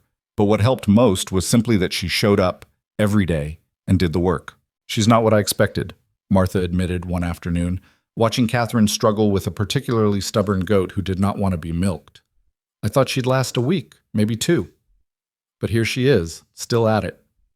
She's stubborn, Evelyn said. More stubborn than I gave her credit for. Takes one to know one, Evelyn laughed. I suppose it does. The adoption papers arrived from Boston in early May, carried by a lawyer who looked deeply uncomfortable to be so far from civilization. He was a small, precise man named Mr. Whitfield, with spectacles that kept sliding down his nose and a habit of clearing his throat before every sentence. The documents are quite straightforward, he said, spreading them across the table in Martha's store, which had become the unofficial meeting place for anything requiring more space than the cabin could provide. Mrs. Hale has agreed to relinquish any claim to the child and to support Miss Moore's petition for legal adoption. Given the circumstances, the child's abandonment, the lack of any other family willing to take responsibility, I anticipate no issues with the territorial court. Evelyn stared at the papers, her heart pounding. It was real. After all the fear, all the uncertainty, it was actually happening. What do I need to do? She asked. Sign here and here and here. Mr. Whitfield pointed to various lines on the documents. Mrs. Hale will sign as witness and will need another witness from the community, someone of good standing. I'll do it, Martha said immediately. Been standing in this community longer than anyone. The signatures were made, the documents witnessed, the papers carefully folded and placed in Mr. Whitfield's leather case for transport to the territorial court. It will take several weeks for the court to process the petition, the lawyer said, but barring any unforeseen complications, you should receive confirmation of the adoption by midsummer. Confirmation. Legal. Permanent. Thomas would be hers. After Mr. Whitfield left, Catherine found Evelyn standing outside the store, looking up at the mountains. The snow was almost gone now, replaced by the vivid green of new growth. Wildflowers were beginning to bloom in the meadows. The world was coming back to life. How do you feel? Catherine asked, coming to stand beside her. I don't know. Evelyn shook her head, trying to find words for the tangle of emotions in her chest. Happy, terrified, grateful. Like I might wake up any moment and find out it was all a dream. It's not a dream. It's real. Is it? Sometimes I still can't believe any of this happened. A few months ago, I was on a stagecoach, coming to marry a stranger. Now I'm adopting a child, rebuilding a cabin, building a life I never imagined. Life rarely goes the way we imagine it will. Catherine's voice was soft. I imagined I would raise Emily to be a young woman, see her married, hold her children. Instead, I buried her before she was 4 years old. I imagined Samuel would outgrow his restlessness, would find his footing, would come home someday. Instead, he's out there somewhere, running from everything he's ever known.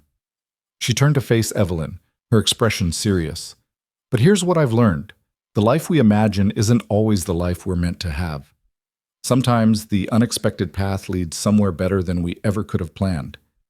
Evelyn thought about that, about the letter that had brought her west, the betrayal that had stranded her, the child who had given her purpose. Thank you, she said, for what you've done, for what you're still doing. I know it can't be easy, giving up your claim to Thomas. It's easier than you might think. Catherine smiled, a real smile that transformed her sharp features into something almost warm. I'm not giving him up. I'm gaining a family. You, Thomas, this strange little town in the middle of nowhere. It's not what I expected, but I'm beginning to think it might be exactly what I needed. They stood together in comfortable silence, watching the sun move across the mountain peaks. Somewhere in the town below, a child laughed. Somewhere in the cabin behind them, Thomas was napping peacefully, unaware that his future had just been secured by 2 women who had started as enemies and become something like family. We should get back, Catherine said finally. Thomas will be waking up soon, and I promised Martha I'd help sort the new shipment of supplies. You hate sorting supplies. I hate a lot of things about this place. The cold, the isolation, the complete absence of decent tea. Catherine's smile turned wry. But I find I'm willing to put up with all of it, for reasons I'm still trying to understand. They walked back toward the cabin together, their footsteps falling into rhythm on the muddy path. The world around them was waking up, shaking off the long winter sleep. New leaves unfurled on the aspens. Birds sang in the pines.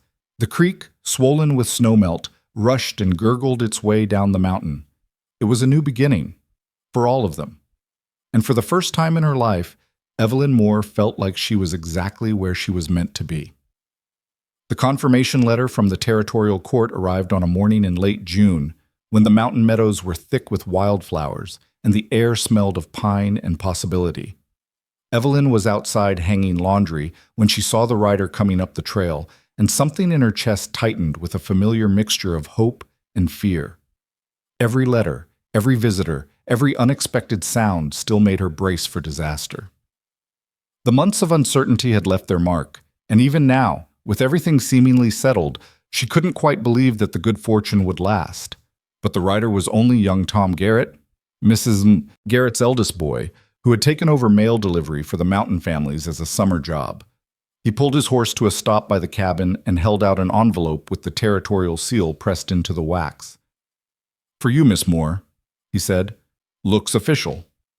Evelyn wiped her hands on her apron and took the envelope with fingers that trembled only slightly. "Thank you, Tom. Would you like some water before you head back down?" "No, ma'am. I got more deliveries, but congratulations, if this is what I think it is." He tipped his hat and was gone before she could ask what he meant. The whole town probably knew what was in this envelope before she did. That was life in Silver Creek. News traveled faster than the wind, and privacy was more concept than reality. Evelyn carried the letter inside, where Catherine was attempting to feed Thomas his morning porridge with more enthusiasm than skill. The baby was now 7 months old, sitting up on his own, babbling in a language only he understood. He had grown fat and happy under their combined care, his cheeks round, his eyes bright with curiosity about everything in the world. "What is it?" Catherine asked, looking up from the porridge-smeared disaster zone that was Thomas's breakfast. "The court." Evelyn held up the envelope. "It has the territorial seal." Catherine went still. Thomas, sensing the change in atmosphere, stopped his babbling and looked between the two women with solemn interest. "Open it," Catherine said quietly. Evelyn's hands were shaking now, badly enough that she had to set the envelope on the table to break the seal. She unfolded the paper and read the words once, twice, 3 times before they sank in. "It's approved," she whispered. "The adoption is approved. Thomas is—" She had to stop, her voice breaking. "Thomas is legally my son." Catherine was beside her in an instant, pulling her into an embrace that was awkward and fierce, and exactly what she needed. Thomas, apparently deciding this was a game, reached out with porridge-covered hands and grabbed at both of them, smearing his breakfast across Evelyn's sleeve.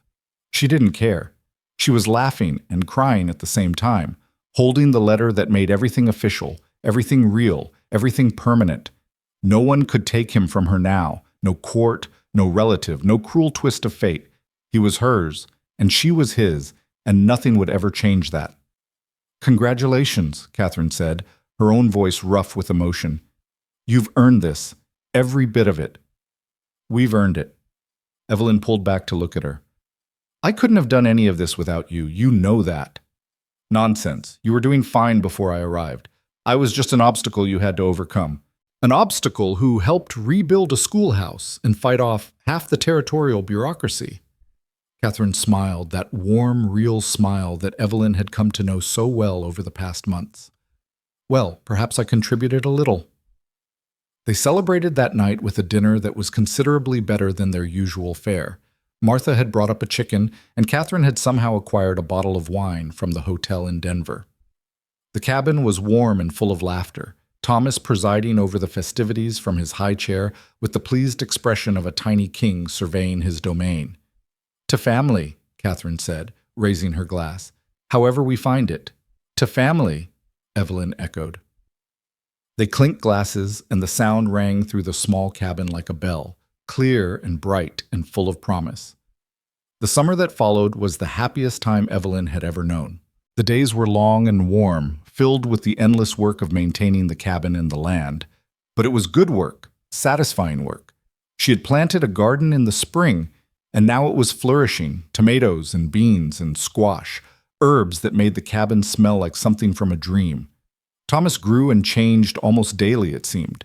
He learned to crawl, then to pull himself up on the furniture, then to take his first wobbly steps across the cabin floor. His first word was "Mama," spoken one afternoon while Evelyn was washing dishes, and she had dropped the pan she was holding and scooped him up in her arms, tears streaming down her face. His second word, a week later, was "cat." His attempt at Catherine, or possibly an observation about the barn cat that had taken up residence on the porch. Either way, Catherine had pretended not to be moved, but Evelyn had seen her wiping her eyes when she thought no one was looking. The three of them fell into a rhythm, a way of being together that felt natural and right. Catherine handled the household accounts and correspondence, skills she had honed in her years as a society wife. Evelyn managed the garden and the daily tasks of keeping them fed and clothed. They shared the care of Thomas, passing him between them with the easy coordination of partners who had learned each other's rhythms. It wasn't always smooth. They argued about how much to spend on supplies, about whether Thomas needed shoes yet, about whose turn it was to deal with the temperamental chimney. Catherine still struggled with roughing it, still complained about the lack of culture and company, still missed the life she had left behind. But she stayed. Every day she stayed. "I've been thinking," Catherine said one evening, as they sat on the porch watching the sunset paint the mountains gold.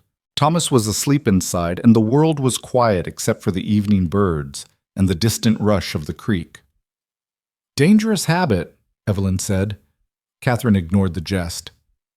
"About what comes next? For you, for Thomas, for all of us." "What do you mean?" "I mean this cabin is fine for now, but Thomas is growing. He'll need schooling eventually. And the land, Samuel's debts are settled, but there's no income from it. You're living on what I give you and what you can grow or trade for." It was true, and Evelyn knew it. She had been avoiding thinking about it, letting herself enjoy the present without worrying about the future. But Catherine was right.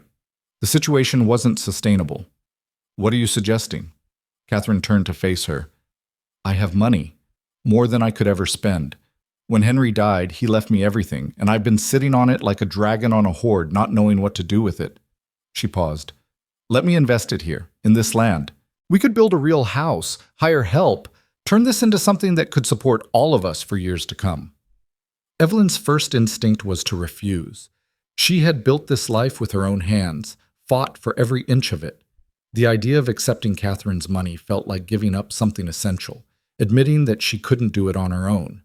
But then she thought about Thomas, about his future, his education, his opportunities. She thought about the long winters and the hard work and the constant struggle to make ends meet. "It wouldn't be charity," Catherine continued, reading her expression. "It would be an investment, a partnership. We're already partners in raising Thomas. Why not in everything else? And what would you get out of it?" "A home." Catherine's voice was soft. "A family. A reason to get up in the morning that isn't just managing money and attending parties and pretending I'm not desperately lonely." She laughed a little bitterly. "Do you know how many friends I have in Boston? Dozens, hundreds, and not one of them knows me. Not really, not the way you do." Evelyn was quiet for a long moment, turning the proposal over in her mind. It was a big decision, the kind of decision that would shape the rest of her life. But as she sat there, watching the last light fade from the mountains, she realized something. She had already made bigger decisions. She had decided to stay when Samuel abandoned her. She had decided to keep Thomas when the world told her she had no right. She had decided to trust Catherine when every instinct screamed to push her away. Those decisions had led her here, to this porch, this moment, this improbable happiness. Maybe it was time to stop being afraid of the future and start building it. "Partners," she said finally, "but equal partners. I won't be your dependent, Catherine.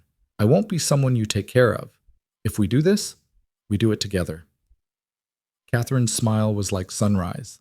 "I wouldn't have it any other way." They shook hands on it, there on the porch, as the stars came out one by one above the mountains. It felt like making a vow, solemn and binding and full of hope. The changes came gradually over the following months. Catherine sent for an architect from Denver, a young man with progressive ideas about building homes suited to the mountain climate. Together they designed a house that would be larger than the cabin, but still modest, practical, warm. It would have a proper kitchen, a nursery for Thomas, bedrooms for each of them, and a parlor where they could sit together in the evenings.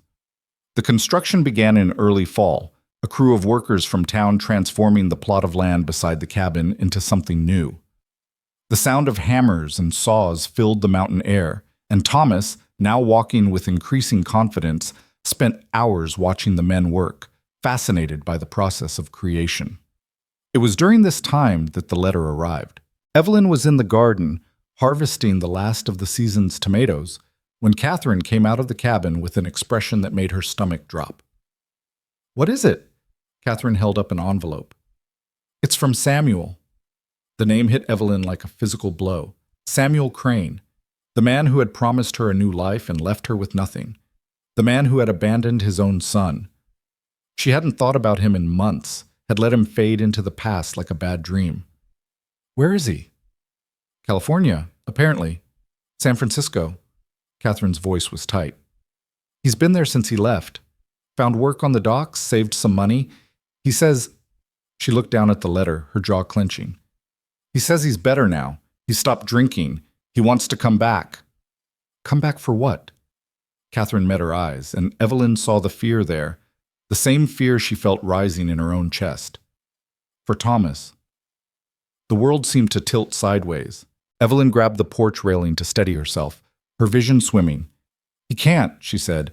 "The adoption. It's legal. It's final. He can't just come back and claim him. He's Thomas's biological father. He has rights. He gave up his rights when he left, when he abandoned his son in a wooden box and ran away like a coward." "I know," Catherine's voice was strained. "But the law isn't always about what's fair. It's about what can be argued, what can be proven, what a judge decides on any given day." Evelyn felt the familiar panic rising, the terror of losing Thomas that she thought she had put behind her. After everything, the months of struggle, the adoption, the building of this new life. Was it all going to fall apart because Samuel Crane had suddenly decided to play father? "What do we do?"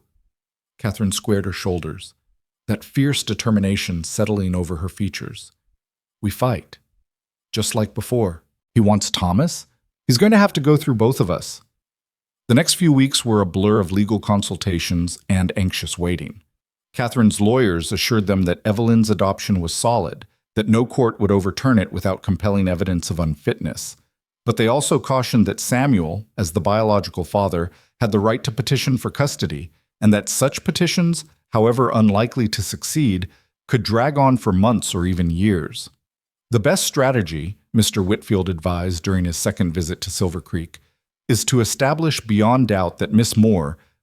Moore, I should say, now that the adoption is final, is the superior parent. Character witnesses, documentation of the care she has provided, evidence of Samuel's abandonment. If we can paint a clear picture of contrasting fitness, no reasonable judge would consider returning the child to his biological father. "And if the judge isn't reasonable?" Evelyn asked. Mr. Whitfield adjusted his spectacles. "Then we appeal. Again and again, if necessary. Mrs. Hale has the resources to fight this indefinitely." Catherine nodded firmly. "Whatever it takes." But as the days passed and no further word came from Samuel, Evelyn began to hope that maybe the threat would simply fade away. Perhaps he had written the letter in a moment of sentimentality and then thought better of it. Perhaps California had reclaimed him. Perhaps he had found a new life there, a new family, new things to abandon. Then, on a cold afternoon in late October, he appeared at the cabin door. Evelyn was alone when the knock came. Catherine had gone into town with Thomas, leaving her to supervise the construction work on the new house. The workers had left for the day, and the mountain was quiet except for the wind in the pines. She opened the door without thinking, expecting one of the workers who had forgotten something, and found herself face to face with the man whose lies had brought her west.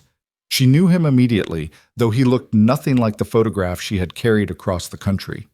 That image had shown a clean-shaven man with hopeful eyes, a man who looked like he might keep his promises.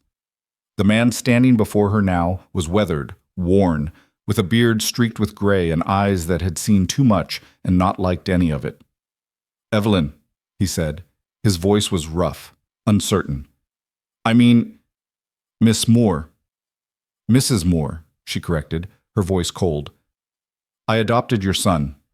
He's mine now, legally and in every way that matters." Samuel flinched as if she had struck him. I know, I got the court notice. That's part of why I'm here. If you've come to take him back, you can turn around right now. You have no claim to him. I know I don't deserve— You're right, you don't. They stood facing each other across the threshold, Evelyn's body blocking the doorway, her heart pounding with a mixture of fury and fear. This was the man who had broken every promise he made to her. This was the man who had left his own child to starve.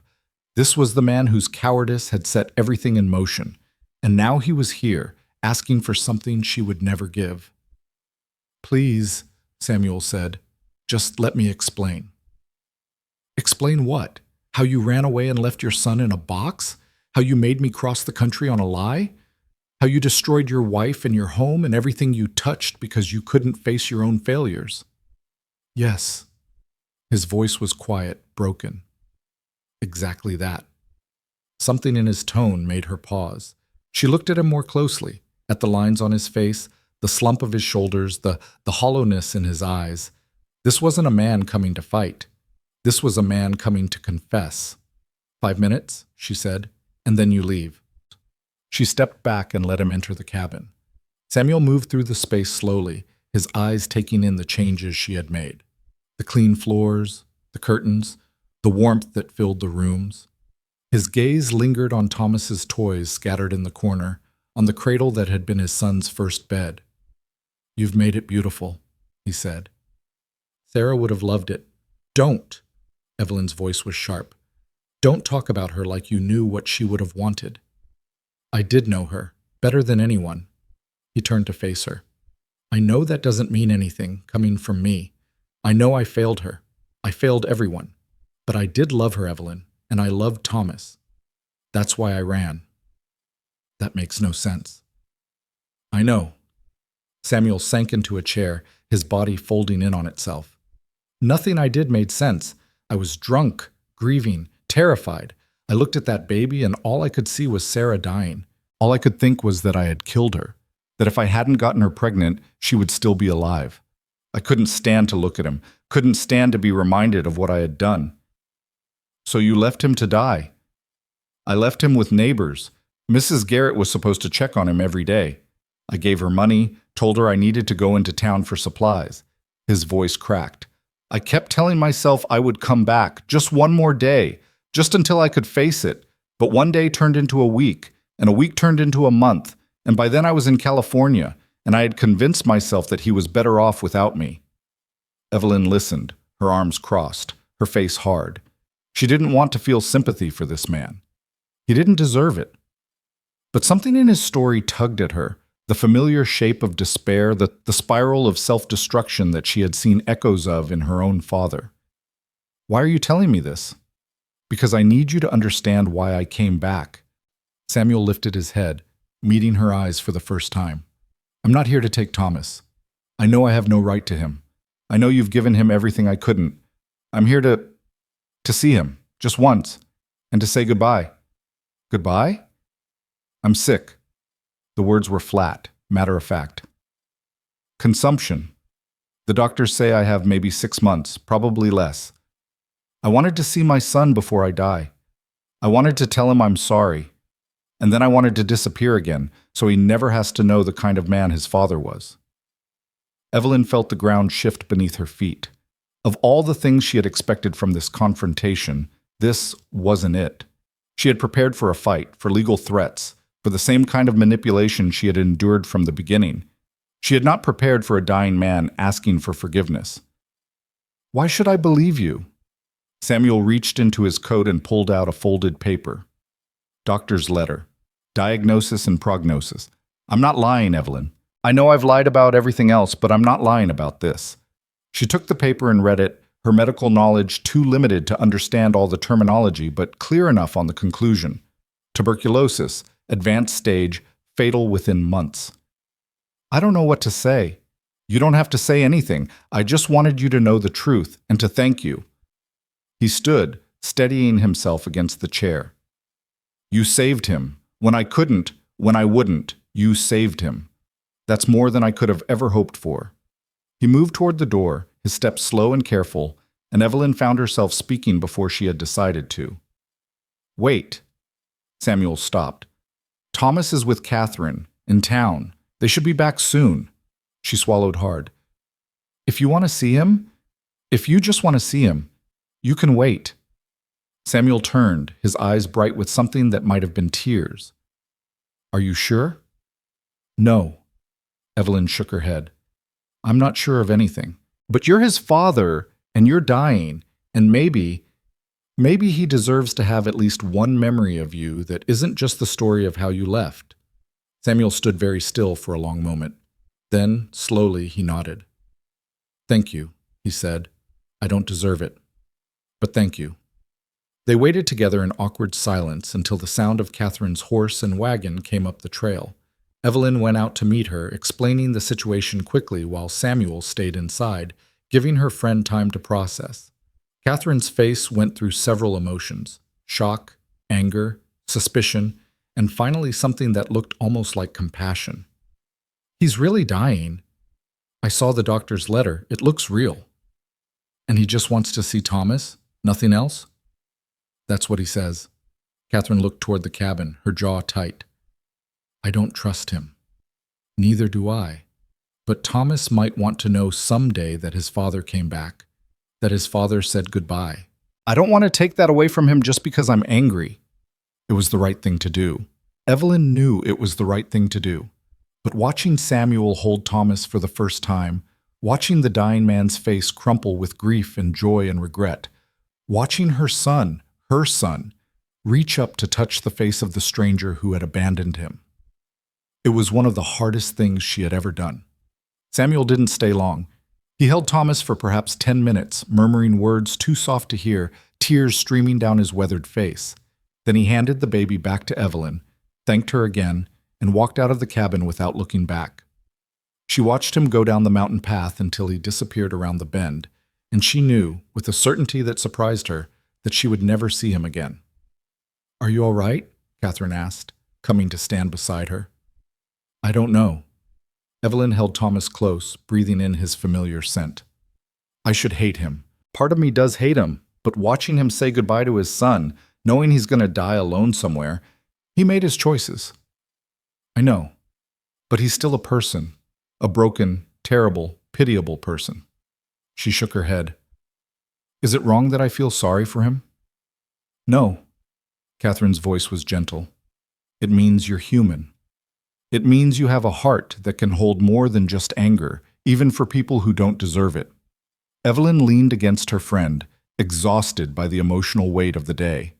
Thomas babbled happily in her arms, completely unaware of the drama that had just unfolded, completely secure in the knowledge that he was loved. "He called me Thomas's mother," she said softly, "right before he left. He said, 'Take care of him, mother,' like he was giving me his blessing." Does that matter? Evelyn thought about all the ways she had fought for the right to be Thomas's parent, all the legal battles and emotional struggles and sleepless nights. She had never needed Samuel Crane's blessing. She had never wanted it.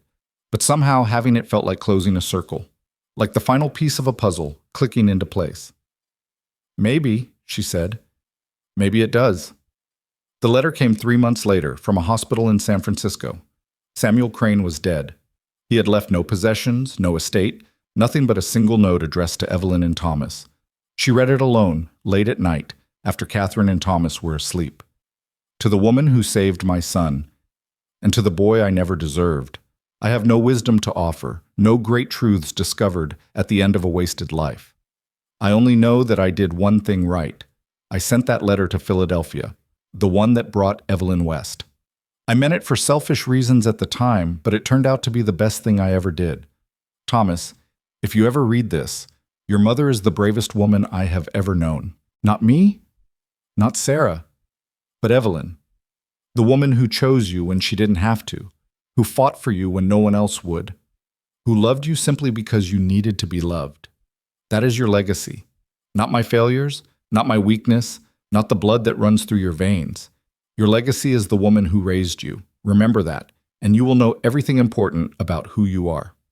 Samuel Evelyn folded the letter carefully and placed it in the box where she kept Thomas's important documents. his adoption papers, his birth certificate, the first lock of hair she had trimmed from his head.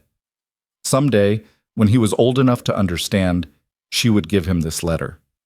She would tell him the truth about his father, all of it, the good and the bad, the love and the abandonment, the final redemption of a dying man's blessing. But for now, she simply sat in the darkness of the cabin that had become her home, listening to the wind in the pines and the soft breathing of her son, and allowed herself to feel at peace. The new house was finished in the spring, when the mountain meadows burst into color and Thomas took his first unsteady steps across the threshold, his small hand clutching Evelyn's finger for balance. He was 18 months old now, with a head full of dark curls and eyes that had settled into a warm brown. Sarah's eyes, Catherine said, though Evelyn had only ever known them as Thomas's own.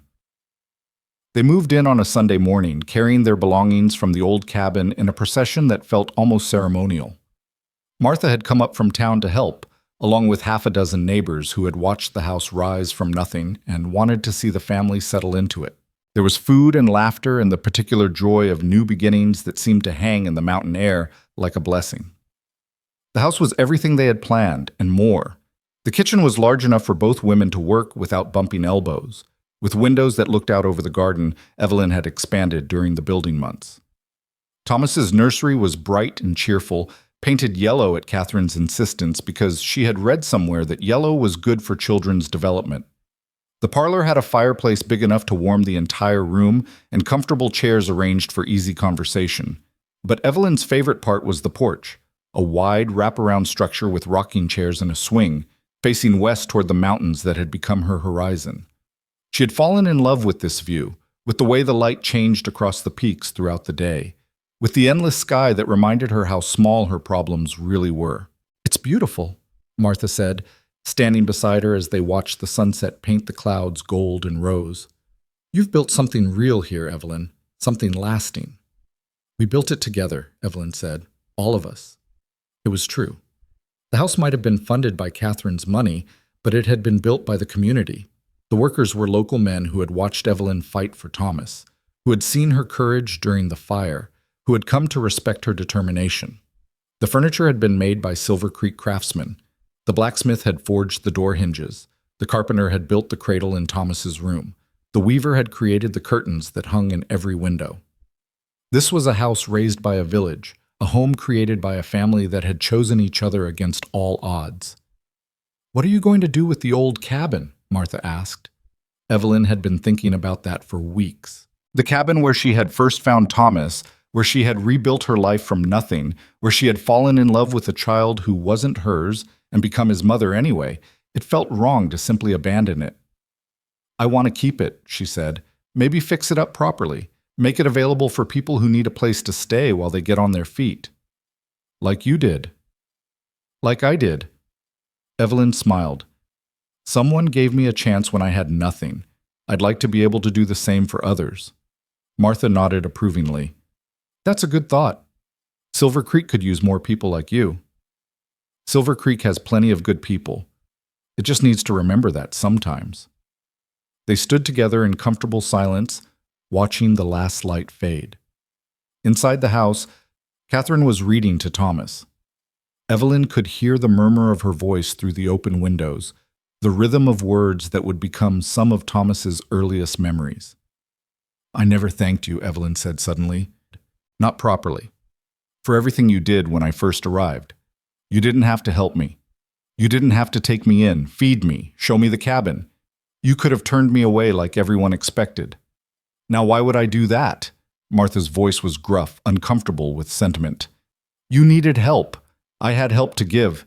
That's just what decent folks do." "Not everyone would see it that way." "Then not everyone is decent." Martha turned to face her. "You know what I saw that first day you walked into my store? I saw a woman who had just had her whole world pulled out from under her and who was still standing, still thinking, still planning, still looking for a way forward. That takes something, Evelyn. Something most people don't have."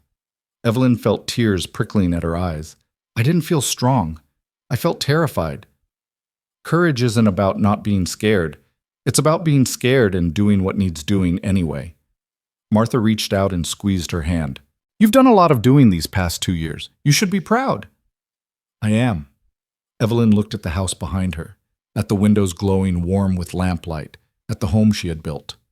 I am proud and grateful, and still a little scared, if I'm being honest.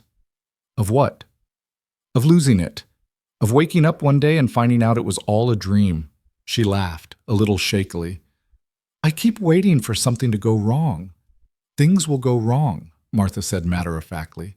That's life. The roof will leak, the crops will fail, people will disappoint you. Thomas will grow up and break your heart in all the ways children do. That's not the question. What is the question? The question is whether you'll still be standing when the storm passes. And I think we both know the answer to that. Evelyn thought about all the storms she had already weathered: Samuel's betrayal, the fight for Thomas, Catherine's arrival, the fire, Samuel's return, and death. Each one had threatened to destroy her, and each one had somehow made her stronger. Maybe Martha was right. Maybe she was built for storms. Thank you, she said again, for believing in me when I didn't believe in myself. Don't thank me. Just keep proving me right.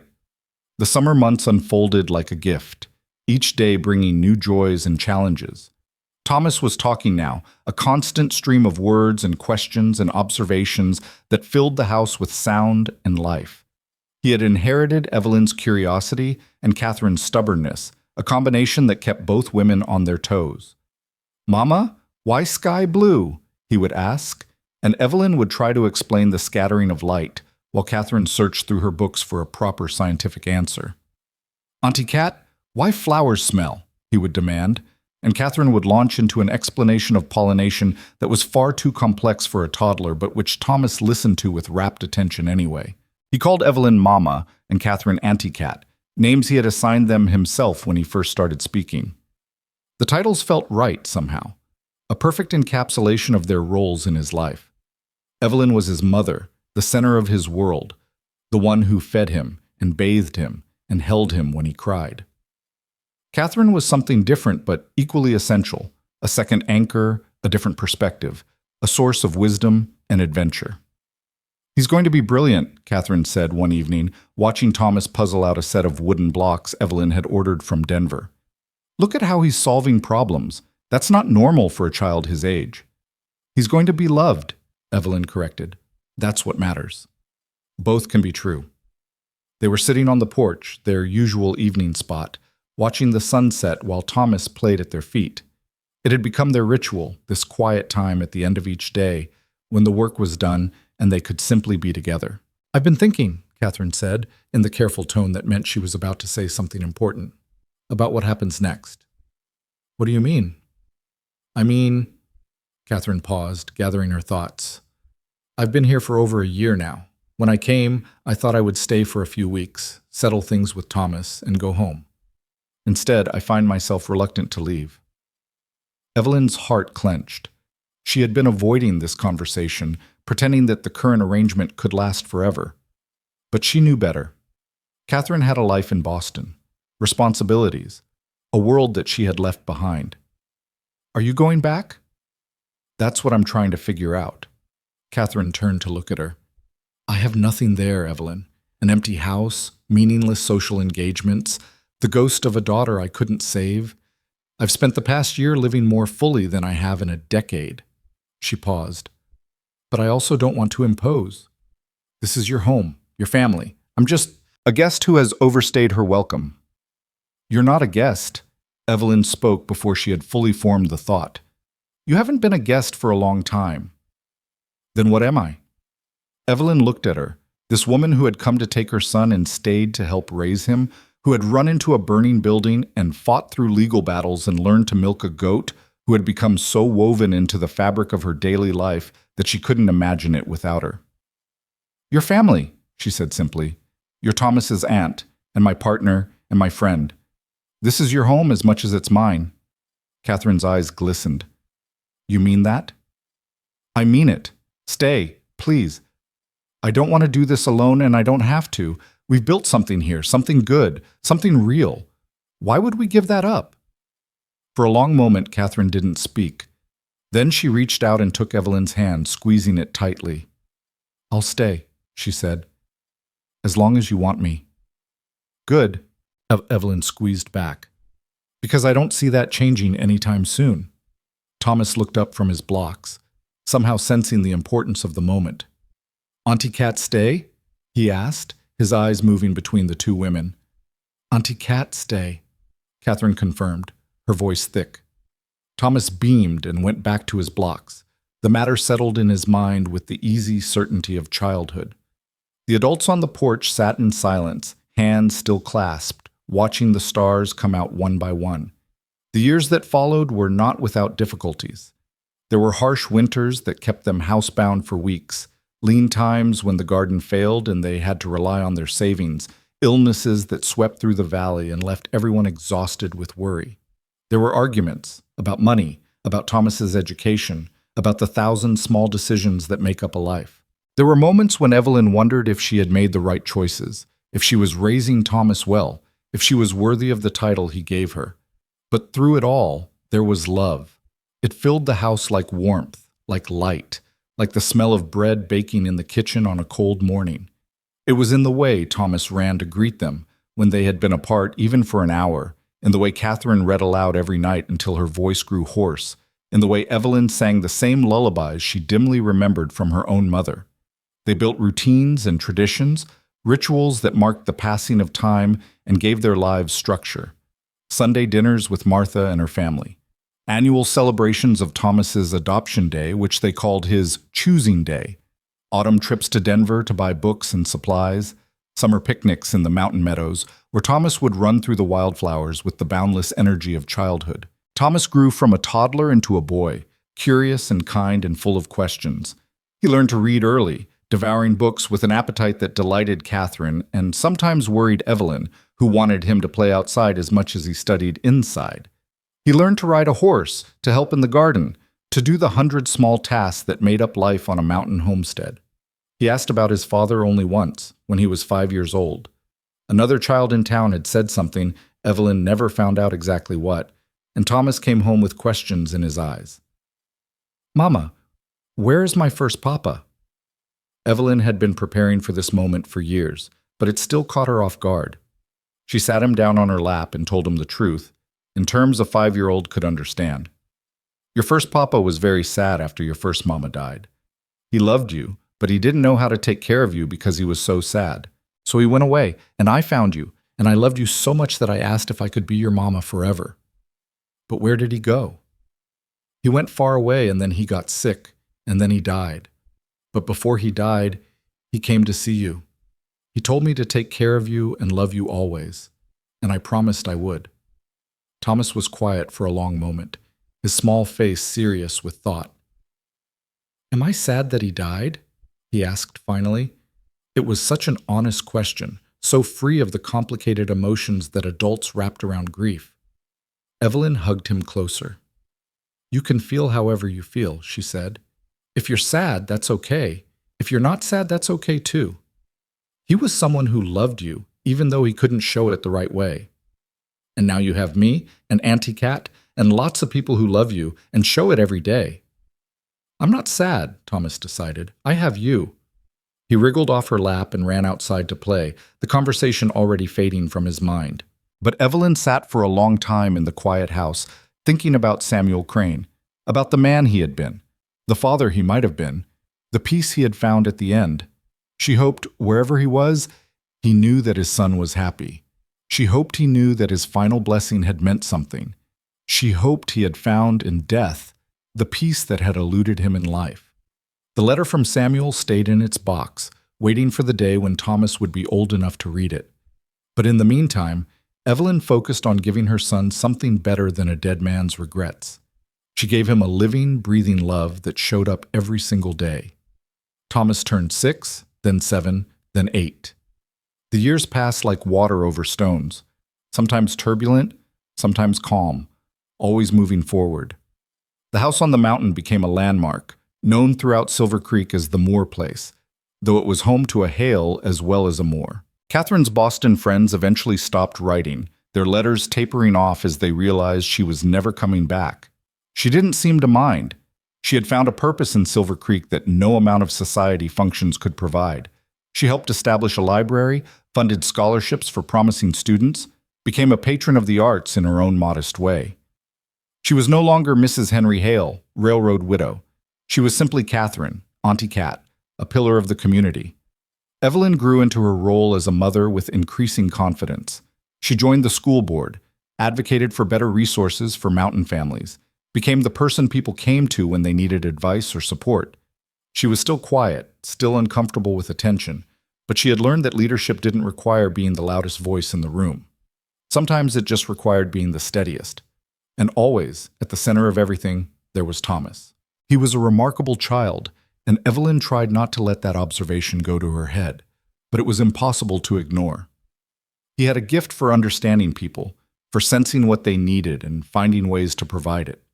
He befriended the shyest children in school, stood up to bullies without ever throwing a punch, mediated disputes with a wisdom that seemed far beyond his years. "He gets it from you," Catherine said once, watching Thomas help a younger child who had fallen on the playground. "He gets it from being loved," Evelyn replied. "Children who feel safe can afford to be kind." "Is that a theory?" "It's experience. I know what it's like to grow up feeling unsafe, feeling unwanted. It makes you hard, defensive. Thomas has never had to be hard. He's never had to protect himself from the people who were supposed to love him." Catherine was quiet for a moment. "You've given him a gift, then. The most important one." "We've given him a gift, both of us." On Thomas's 10th birthday, they threw a party that seemed to include half of Silver Creek. The mountain meadow near the house was filled with tables and food and laughing children, the air sweet with the smell of wildflowers and cake. Thomas ran from group to group, his face flushed with joy, accepting well wishes and presents with the easy grace of a child who had been taught that love was abundant, not scarce. When the party finally wound down and the last guests had departed, the three of them sat on the porch together watching the stars emerge. Thomas was between them, leaning against Evelyn's shoulder, his birthday exhaustion finally catching up with him. "Mama?" he said, his voice drowsy. "Yes, sweetheart?" "Did you know you were going to be my mama when you first found me?" Evelyn thought about that long ago day, the broken cabin, the wooden box, the tiny crying infant who had changed everything. She thought about all the fear and uncertainty, all the moments when she had almost walked away. "No," she said honestly. "I didn't know. I was scared, and I didn't have any plans. I just knew that you needed someone, and I was there. But then you stayed. Then I stayed." Thomas was quiet for a moment, processing this. "I'm glad you stayed," he said finally. "So am I." Evelyn kissed the top of his head. "So am I." Catherine reached over and squeezed Evelyn's hand, a silent acknowledgement of everything they had built together. The night was warm, the stars were bright, and the mountain wind carried the scent of pine and possibility. Later that night, after Thomas was in bed and the house was quiet, Evelyn walked to the old cabin alone. She hadn't been there in months. It had been fixed up now, used occasionally by travelers or families in transition, just as she had hoped, but something drew her there tonight. She stood in the doorway, looking at the space where her life had changed. The wooden box was long gone, of course, but she could still picture exactly where it had sat, could still hear the echo of a baby's cry. 10 years. 10 years since she had walked into this cabin expecting nothing and found everything. She thought about the letter that had brought her west, the lies and broken promises, the husband who never was. She thought about Samuel Crane, dying in California, finding redemption in his final moments. She thought about Catherine, arriving as an enemy and staying as family. She thought about Martha and the townspeople, about the fire and the rescue, about all the small moments that had woven themselves together into a life. Nothing had gone the way she planned. Nothing had been what she expected. And yet somehow, it had turned out better than anything she could have imagined. "Thank you," she whispered to the empty cabin, to the mountain, to whatever force had guided her here. "Thank you for giving me a reason to stay." The wind rustled through the pines, carrying the scent of summer and the promise of tomorrow. Evelyn turned and walked back to the house where her family was waiting. The morning of Thomas's departure for boarding school in Denver came too quickly, as all dreaded mornings do. He was 15 now, tall and handsome and achingly independent, and Evelyn had known for years that this day was coming. She had prepared for it, encouraged it, told herself she would be fine. She was not fine. "Mama, stop crying," Thomas said, laughing as he tried to extract himself from her embrace. "I'll be home for Christmas. It's not like I'm going to war." "Let me have this," Evelyn said, her voice muffled against his shoulder. "You used to fit in my arms." "I still fit in your arms. I'm just bigger now." Catherine stood nearby, dry-eyed but clutching her handkerchief with suspicious intensity. She had been the one to suggest the boarding school, a prestigious academy that would prepare Thomas for university. And Evelyn knew it was the right choice. Thomas was brilliant, curious, hungry for knowledge in a way that Silver Creek couldn't fully satisfy. He deserved the best education they could give him, but knowing it was right didn't make it hurt any less. "You have everything?" Catherine asked for the third time that morning.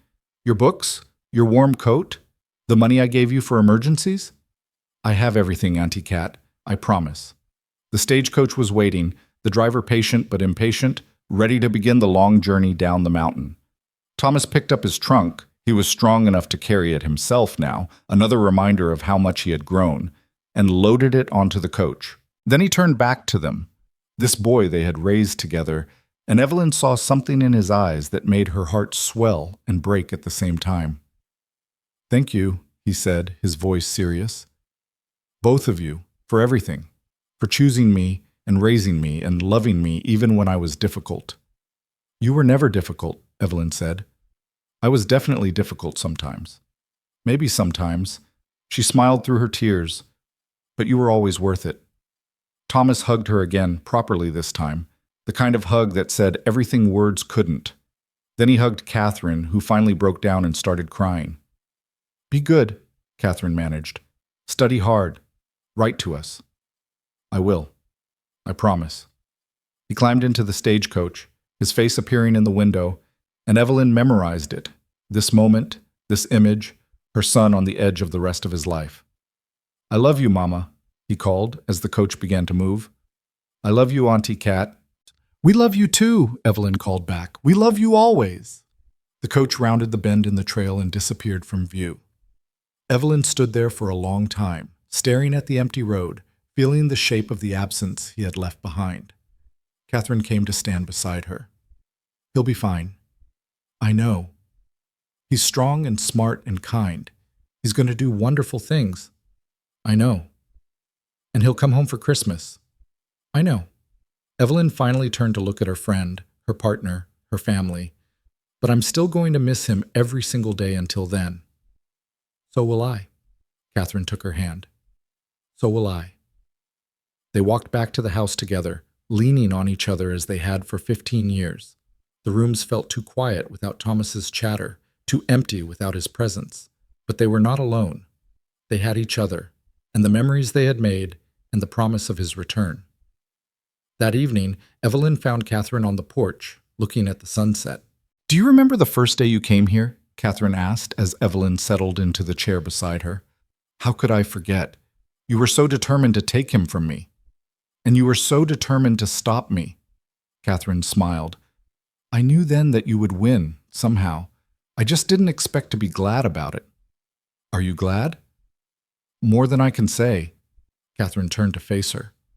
"I came here expecting to find a child to claim. Instead, I found a family to belong to. That's not a defeat, Evelyn. That's a victory." They sat in comfortable silence as the stars came out, two women who had started as enemies and become something much more.